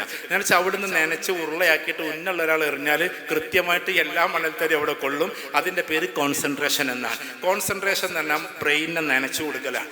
നനക്കണം എന്നുണ്ടെങ്കിൽ എന്താക്കണം, നമ്മൾ കോൺസെൻട്രേറ്റീവായിട്ടുള്ള കുറേ എക്സസൈസുകൾ ചെയ്യണം. ആ കോൺസെൻട്രേറ്റീവായിട്ട് എക്സസൈസിൽ ഒന്നാണ് ഞാൻ പറഞ്ഞത്, ഇങ്ങനെ ചെയ്തോളൂ എന്നുള്ളത്. പിന്നെ നിങ്ങൾക്ക് ചെയ്യാൻ പറ്റുന്ന ഒന്നാണ് നമ്മൾ കണ്ണടച്ചിട്ട്, ഇതൊക്കെ ക്യാമ്പിൽ ചെയ്യേണ്ടതാണ്, ഇങ്ങനത്തെ ക്യാമ്പിലല്ല കേട്ടോ, വേറെ ക്യാമ്പിൽ ചെയ്യിക്കലുണ്ട് നമ്മൾ. അത്രയും ക്യാമ്പുകളൊക്കെ ഉണ്ടാകുമ്പോൾ കണ്ണിങ്ങനെ അടച്ചിട്ട് ശ്വാസം ഇങ്ങനെ മെല്ലെ വലിച്ചു വിടുക. ആ ശ്വാസത്തിലേക്ക് തന്നെ ശ്രദ്ധിക്കുക. എന്നിട്ട് നമ്മൾ ആ ശ്വാസത്തിൻ്റെ ഭാഗങ്ങൾ കയ്യിലേക്കും കാലിലേക്കും നമ്മുടെ എല്ലാ ഭാഗത്തേക്കും പോകുന്നതായിട്ട് നമ്മളിങ്ങനെ ഒരു ഫീൽ ചെയ്യിപ്പിക്കുക. എന്നിട്ടൊരു പ്രകാശം ഇങ്ങനെ വരുന്നതായിട്ട്, ഇത് കോസ്മിക് എനർജി എന്ന് പറയുന്ന സാധനമുണ്ട്, കോസ്മിക് എനർജി. ആ കോസ്മിക് എനർജി അതാണ് നമ്മളിപ്പോൾ പറയുന്ന ഇതിലൊക്കെ പറയുന്ന ബറക്ക എന്നൊക്കെ പറഞ്ഞ സാധനം. നമ്മളതിനെ ഇമാജിൻ ചെയ്യൊന്നും വേണ്ട. പക്ഷേ കോസ്മിക് എനർജി നമ്മൾ ഇതിലേക്ക് വരുന്നത്, ആ പ്രകാശം ഇങ്ങനെ നമ്മുടെ മൊത്തത്തിൽ ശരീരത്തിലേക്കാകുന്നത്, അങ്ങനെ ആ ശരീരത്തിൻ്റെ മൊത്തത്തിൽ ഭാഗത്തേക്കായിട്ട് ഇങ്ങനെ ഭയങ്കര രസകരമായൊരു പ്രകാശ ദാവല്യമായി നമ്മൾ മാറുന്നത്. ആ എക്സസൈസ് ചെയ്താൽ അത് മെഡിറ്റേഷൻ്റെ ഒരു ഭാഗമാണ്. അത് ചെയ്യണമെങ്കിൽ തീരുമാനിച്ചാൽ ഹറാമൊന്നുമില്ല, ഞാനത് നോക്കിയിട്ടുണ്ട്. അപ്പോൾ അതിങ്ങനെ ചെയ്താൽ ഭയങ്കര ഒരു എനർജി വരും. ഇപ്പോൾ ഞാൻ ഇവിടെ 2 മണിക്കൂർ പ്രസംഗിച്ച് വേറെ സ്ഥലത്ത് പോയിട്ട് പ്രസംഗിക്കുന്നതിന് മുമ്പ് ഞാൻ കാറിലിരുന്ന് ചെയ്യൽ ഇങ്ങനത്തെ ചില എക്സസൈസ് ആയിരിക്കും. അപ്പോൾ അവിടെ 2 മണിക്കൂർ പ്രസംഗിക്കൽ വലിയൊരു കുഴപ്പമുണ്ടാവില്ല. അങ്ങനെ എനർജി എപ്പോഴും ഇങ്ങനെ നമുക്ക് ത്രസിപ്പിച്ച് നിർത്തണമെങ്കിൽ ചെയ്യേണ്ട ഒരു സാധനമാണ് മെഡിറ്റേഷൻ. ആ മെഡിറ്റേഷനിൽ ഏറ്റവും പവർഫുൾ ആയിട്ടുള്ള സാധനം തഹജ്ജുദ് നമസ്കാരത്തിലെ സുജൂദാണ്. ആ സുജൂദ് വളരെ നീട്ടിയാണ്ട് ചൊല്ലുക, നീട്ടി അവിടെ അങ്ങനെ കിടക്കുക, പറയാനുള്ളതൊക്കെ പറയുക, അതിമനോഹരമായി അള്ളാഹിനോട് സംവദിക്കുക. 2 റക്അത്ത് നിസ്കരിക്കുന്നുള്ളൂ എങ്കിലും വിശ്വാസം ചില ദിവസം 2 റക്അത്ത് ആകെ നിസ്കരിച്ചിട്ടുള്ളൂ. എല്ലാ ദിവസവും 8 പോയിട്ടില്ല. ചില ദിവസം 4, ചില ദിവസത്തെ മാക്സിമം 8 വരെ എന്നുള്ളതാണ്. 8 വരെ ആക്കുമ്പോൾ അതിൻ്റെ ദൈർഘ്യം കുറയും. 2 മാത്രമാകുമ്പോൾ ദൈർഘ്യം കൂടും.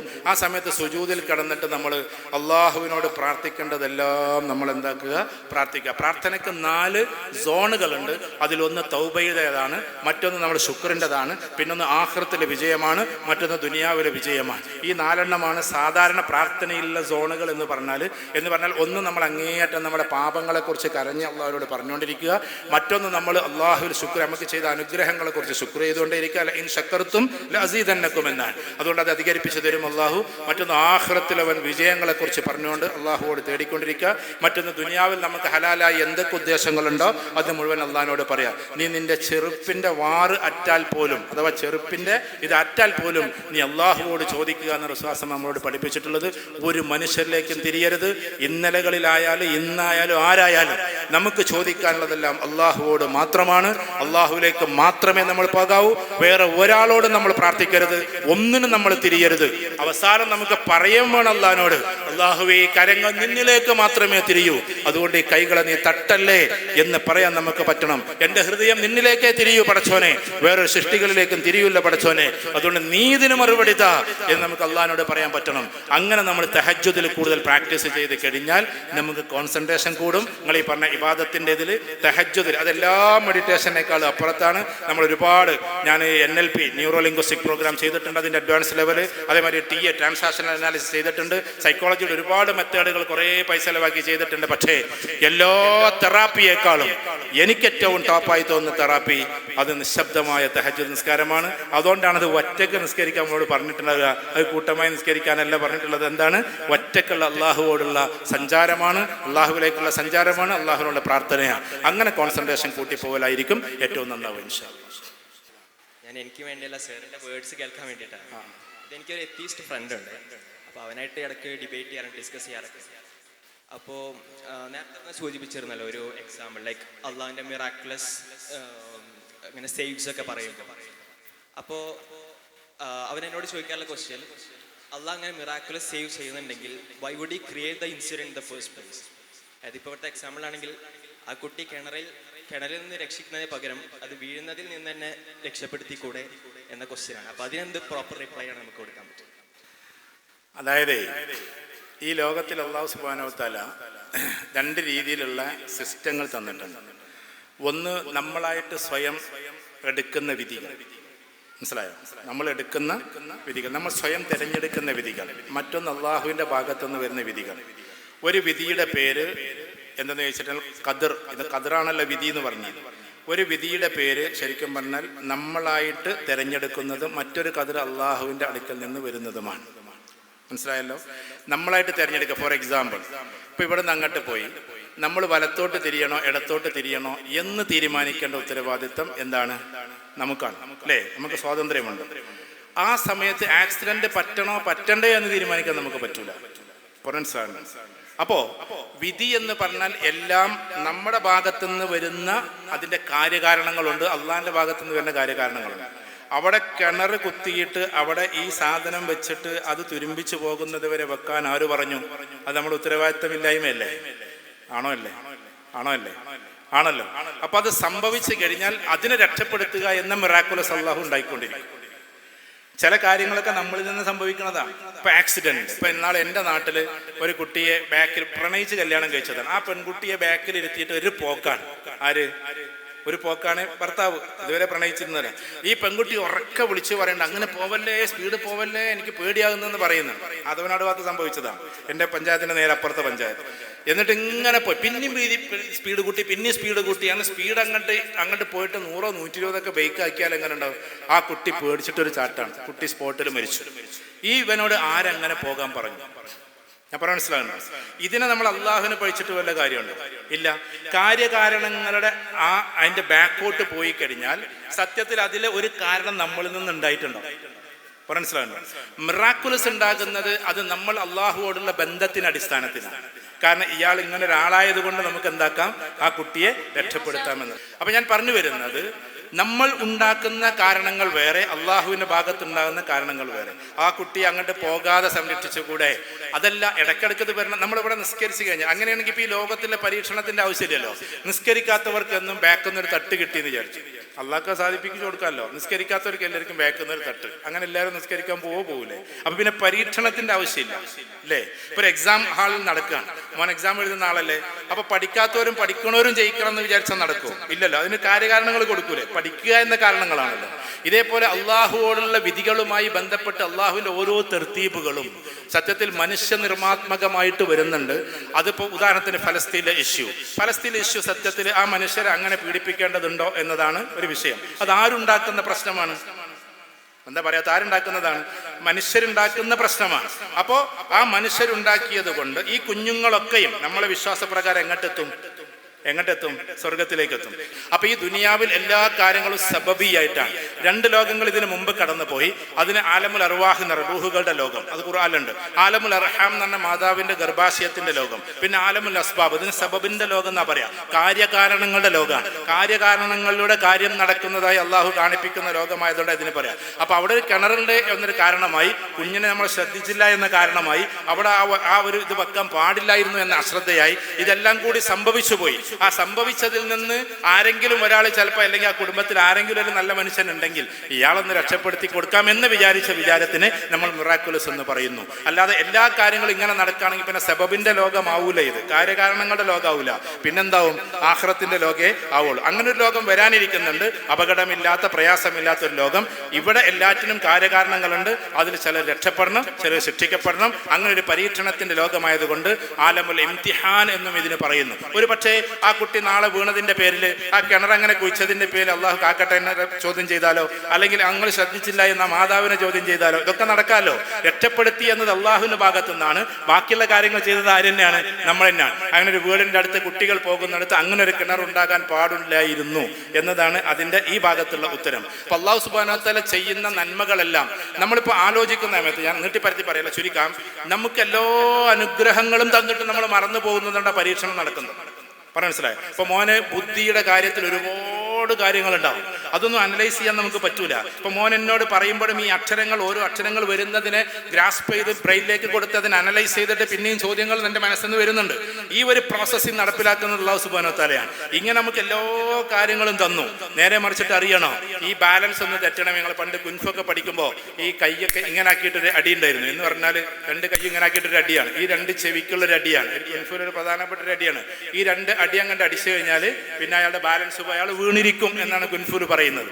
അപ്പോ ആ കുൻഫൂല് വീഴുന്ന ഈ 2 ചെവിയും കൂടി കൂട്ടി അടിക്കണം അങ്ങോട്ട്. അതോടുകൂടി അപ്പൊ അത്ര പോകുന്നൊരു ചെറിയ ബാലൻസിൽ നമ്മളെ നിർത്തുന്നില്ലേ പടച്ചോൻ. ഇങ്ങനെ ഒരുപാട് അനുഗ്രഹങ്ങൾ നമുക്ക് തന്നില്ലേ പടച്ചോൻ? എല്ലാം തന്നിട്ട് നമ്മൾ മറന്ന് ജീവിക്കുന്നത് കൊണ്ട് ഇടയ്ക്കിടയ്ക്ക് ഇങ്ങനെ പരീക്ഷിക്കപ്പെടും. ആ പരീക്ഷണത്തിൽ നമ്മൾ മുക്തിയാകും, അള്ളാഹുവിലേക്ക് തിരിഞ്ഞുകൊണ്ടേയിരിക്കും. ഇതാണ് അതിൻ്റെ ഒരു ഉത്തരം. പിന്നെ എല്ലാ കാര്യങ്ങളും സയന്റിഫിക് ആയിട്ട് നമുക്ക് പറയാൻ കഴിയില്ല. സയൻസിന് അതിൻ്റെ ഉത്തരം കണ്ടെത്താൻ പറ്റാത്തിടത്തോളം. ഇവൻ പറയുന്നത് ആദ്യമേ രക്ഷപ്പെടുത്തിക്കൂടായിരുന്നില്ല എന്നുള്ള അതൊരു എസ്കേപ്പിംഗ് ക്വസ്റ്റ്യൻ തന്നെ സൈക്കോളജിയിൽ ക്വസ്റ്റ്യൻ ഉണ്ട്. എന്നാൽ അവിടെ പോയിട്ട് ആ കിണറ്റിൽ വീണു, ആ വീണതിൻ്റെ ഉത്തരം എന്ത് എന്ന ചോദ്യത്തിന് അതിന് അനാലിസിസ് മറുപടി ഇല്ലാതെ അവൻ ചോദിക്കുന്ന ചോദ്യം ഉദാഹരണത്തിന് എന്താണ്, ആദ്യം തന്നെയാണ് പോകാതിരുന്നാൽ പോരെ എന്നുള്ള. അപ്പൊ പിന്നെ മിറാക്കിൾ നടക്കുന്നില്ലല്ലോ. മിറാക്കിളിന്റെ മറുപടിയാണ് അവർക്ക് എന്താക്കാത്തത്, കിട്ടാത്തത്. അങ്ങനെ ഒരു കിണറുണ്ടാകുമ്പോൾ ചാടുന്നുള്ള മറുപടി അവർക്കുണ്ടല്ലോ. ആ ചാട്ടത്തിൽ നിന്ന് രക്ഷപ്പെടുത്തുന്ന, ഞാൻ പറഞ്ഞ മനസ്സിലാവുണ്ടോ മോനെ, രക്ഷപ്പെടുത്തിയൊരു മിറാക്കുലസ് ഉണ്ടല്ലോ, അതിനെ പറ്റിയാണ് നമ്മൾ ചർച്ച ചെയ്യുന്നത്. ചാടുന്നതിനെ പറ്റിയാണ് അവർ ചർച്ച ചെയ്യുന്നത്. ശ്രദ്ധയില്ലാത്തതുകൊണ്ട് ചാടി എന്നുള്ളതാണ്. പക്ഷെ ഗണതത്വ ശാസ്ത്ര പ്രകാരം ആ കുട്ടി അങ്ങനെ കിടന്നതിന്റെ ഉത്തരം എന്ത്, അതിന് സയൻസ് മറുപടി. ഞാൻ IIT-യിലെ കുട്ടിയോടും ചോദിച്ചത്, മോനെ നീ സയൻസിൽ പഠിച്ച ഗണതത്വ ശാസ്ത്ര പ്രകാരം ആ കുട്ടി അങ്ങനെ കിടക്കാൻ പാടുണ്ടോ? ഇത്രയും മിനിറ്റ് കിടന്നിട്ട് ഒരു തുള്ളി വെള്ളം പോലും, വെള്ളം കുടിച്ചിട്ട് കിട്ടുകയാണെങ്കിൽ തിരക്കടില്ല, ഒരു തുള്ളി വെള്ളം പോലും അകത്തേക്ക് ചെല്ലാതെ ഇങ്ങനെ കിടന്നതിന്റെ കാരണം എന്ത്? അപ്പൊ അവൻ ചോദിച്ച ഒറ്റ ചോദ്യമേ ഉള്ളൂ, ഈസ് ഇറ്റ് ട്രൂ, ഇത് സത്യമാണോ എന്ന് വെച്ചു. ഞാൻ പറഞ്ഞു, എന്റെ മൊബൈൽ നിന്റെ കയ്യിൽ വെക്ക്, എന്റെ അയൽവാസിയിൽ പോ, എന്നിട്ട് നീ ചോദിക്ക്, സത്യമല്ല എങ്കിൽ ഞാൻ പിൻവലിച്ചോളാം എന്ന് പറഞ്ഞിട്ടാണ് ആ കുട്ടി സത്യത്തിൽ ആ കാരണമാണെന്ന് ഞാൻ അവകാശപ്പെടുന്നില്ല.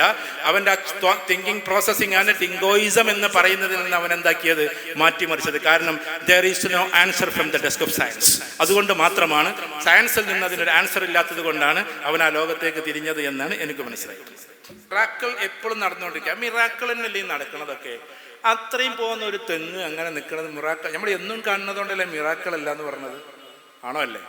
ഇനി ആ തെങ്ങുമെന്ന് എങ്ങനെങ്കിലും ഒരു ചക്ക ഉണ്ടായാലും ലോകത്തിൽ മുഴുവൻ വാർത്താവും. ആ തെങ്ങുമെന്നൊരു തേങ്ങ ഉണ്ടായത് വാർത്ത അല്ലല്ലോ. പറഞ്ഞു മനസ്സിലുണ്ട് നിങ്ങൾക്ക്? ഇത്രയും ഉയരത്തിൽ പോയിട്ട് അങ്ങനെ ഒരു തേങ്ങ ഉണ്ടാവുന്നില്ലേ? നമ്മളിട്ട എന്തൊക്കെ അത്ഭുതങ്ങൾ. അപ്പോൾ ഇവിടെ ഇങ്ങനെ നോക്കിയാൽ അത്ഭുതങ്ങൾ തന്നെയല്ലേ. ആ നോക്കിയാട്ട് ആ പച്ച, അതിനാരാ കളർ കൊടുത്തത്? ഡിഫറെന്റ് ടൈപ്പ് ഓഫ് പച്ചകളാണ്. അപ്പോൾ ആ പച്ച ഇങ്ങനെ ആയതും അങ്ങനെ ആയതും എന്തുകൊണ്ടാണ്? അപ്പോൾ ആ കുട്ടി, നമ്മൾ ഇത്രയും വലിപ്പം, ഞാനിപ്പോൾ ഏകദേശം 93 കിലോ ഉണ്ട്. ആകെ 2 കാലിലാണ് ഞാൻ നിൽക്കുന്നത്. ലോകത്തിൽ വേറൊരു സാധനം 2 കാലും ഇത്ര നേരം നിൽക്കുന്ന ഒരു സാധനം. ഇതൊരു മിറാക്കിളാണ്, ആണോ അല്ലേ? അത്ഭുതമാണ്. നമ്മുടെ കണ്ണ് എല്ലാ ക്യാമറയേക്കാളും എത്രയോ വലുതാണ്. ഇപ്പൊ സൂര്യനെ എങ്ങനെ ക്യാമറയിൽ എടുത്താലും നല്ല ഉഷാറായിട്ട് കിട്ടൂല, പക്ഷെ നമുക്ക് അസ്തമയം നല്ല സുന്ദരമായിട്ട് കാണാൻ പറ്റും. ഇന്ന് വരെ ഇറങ്ങിയ എല്ലാ ക്യാമറയേക്കാൾ പവർഫുൾ ഏതന്നെയാണ്? എന്താ പറയാത്ത ഏതന്നെയാണ്?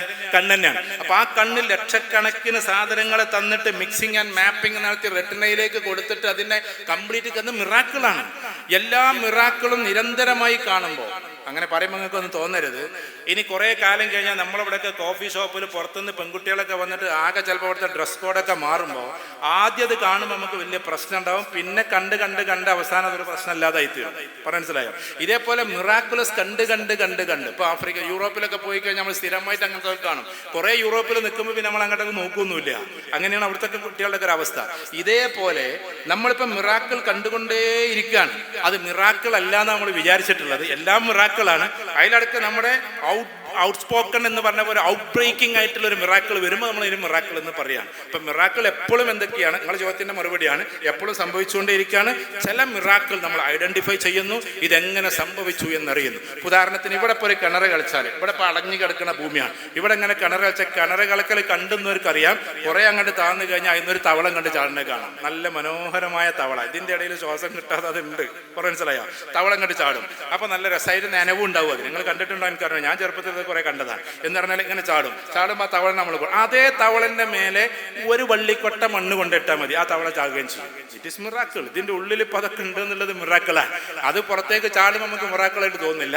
അതിന്റെ മുകളിൽ കൊണ്ടുപോയിട്ട് ഒരു കൊട്ട മണ്ണിട്ടാൽ തവള ചാകുകയും ചെയ്യും. ഈ ലോകത്തിലേക്ക് അല്ലെങ്കിൽ മനുഷ്യന്മാരെ കൈ കിട്ടുമ്പോഴെല്ലാം കേടാവുക. നല്ലൊരു കറി നല്ല പോലെ നിൽക്കണമെങ്കിൽ കൈ തട്ടരുത്, കയ്യിൽ തട്ടാം. കൈ തട്ടിയോ അത് കേടുവരും എന്നുള്ളതാണ്, കയ്യിൽ തട്ടിയോ കേടുവരില്ല എന്നുള്ളതാണ്. മനുഷ്യന്മാർ ഇപ്പോൾ നല്ലൊരു ബുഗാട്ടി കാറ് ഷോറൂമിൽ കിടക്കണ അത്രയും ഇതിന് വില ഉണ്ടാവും. അത് നമ്മളൊരു വട്ടം ഓടിച്ചാൽ പിന്നെ സെക്കൻഡായി. അപ്പൊ മനുഷ്യന്മാർ ഇടപെടുമ്പോഴാണ് ഇതൊക്കെ എന്താക്കുന്നത്, സെക്കൻഡായി മാറുന്നത്. അല്ലെങ്കിൽ അതൊക്കെ തന്നെയാണ് ഏറ്റവും ടോപ്പ് തന്നെയാണ്. അപ്പൊ അള്ളാഹുവിന്റെ മിറാക്കിൾ മൊത്തത്തിൽ നിറഞ്ഞിരിക്കുകയാണ്. അതിൽ ചിലത് ഇങ്ങനെ എപ്പോഴും ഇങ്ങനെ പുറത്തേക്ക് കൊണ്ടുവരും, ചിലത് ചിലപ്പോൾ അള്ളാഹു സുബ്ഹാനഹു വേറെ ലോകത്തിലേക്ക് കൊണ്ടുവരും. 4 കാരണങ്ങൾ. ഓരോ മുത്തഹരിക്ക് പറഞ്ഞു, മുഖറബ് പറഞ്ഞു. മുഖറബ് എന്ന് പറഞ്ഞാൽ മലക്കുകളുടെ ഇടപെടലാണ്. പിന്നെ മുക്തദിർ എന്ന് പറഞ്ഞാൽ അള്ളാഹു കദറാക്കിയ കാര്യങ്ങൾ. അതാണ് അതിലേക്ക് കടക്കുമ്പോൾ പിന്നെ എല്ലാം എന്തായി? ഞാൻ പറഞ്ഞിട്ടുണ്ടായിരുന്നില്ലല്ലേ, അള്ളാഹുവിന്റെ കദറാണ് പിന്നെ ഏറ്റവും പ്രധാനം. ബാക്കിയെല്ലാം കദർ തന്നെ ആണെങ്കിൽ പോലും നേരിട്ടുള്ള കദർ അത് വേറെയാണ്, ബാക്കിയുള്ളവരെ കൊണ്ട് ചെയ്യിപ്പിക്കുന്നത് വേറെ. അപ്പോൾ ഏതായിരുന്നാലും നമ്മൾ ഇന്ന് നിയ്യത്ത് വെക്കുക. അവിടെ ഇരിക്കണവരൊക്കെ ഒന്ന് എഴുന്നേറ്റാട്ടെ ഇൻഷാ അല്ലാ. എന്നിട്ട് അടുത്ത് നിൽക്കണവർക്കൊക്കെ ഒന്ന് കൈയ്യൊടുത്താട്ടെ. ഈ പറഞ്ഞ രീതിയിൽ വീട്ടിൽ തൗഹീദിൻ്റെ, സുന്നത്തിൻ്റെ, തെർബീയത്തിൻ്റെ, വിദ്യാഭ്യാസത്തിൻ്റെ, കുട്ടികൾ നല്ല രീതിയിൽ സ്നേഹിച്ച് വളർത്തുന്നതിൻ്റെ, മാതാപിതാക്കളെ പരസ്പരം അങ്ങോട്ടും ഇങ്ങോട്ടൊക്കെ മാനിച്ച് നല്ലൊരു കുടുംബാന്തരീക്ഷം ഉണ്ടാക്കി ബന്ധങ്ങളൊക്കെ നല്ല ശരിപ്പെടുത്തി കുടുംബ ബന്ധങ്ങളും കൂട്ടുകാരും എല്ലാവരും കൂടി നല്ല ബന്ധങ്ങളാക്കി പോകാൻ അല്ലാഹു ഈ ഒരു ക്യാമ്പിനെ കൊണ്ട് സാധ്യമാക്കട്ടെ എന്ന പ്രാർത്ഥനയോടെ അസ്സലാമു അലൈക്കും വറഹ്മത്തുള്ളാഹി വആഖിറു ദഅവാനാ അൽഹംദുലില്ലാഹി റബ്ബിൽ ആലമീൻ. ഒരിക്കൽ കൂടി അസ്സലാമു അലൈക്കും വറഹ്മത്തുള്ളാഹി.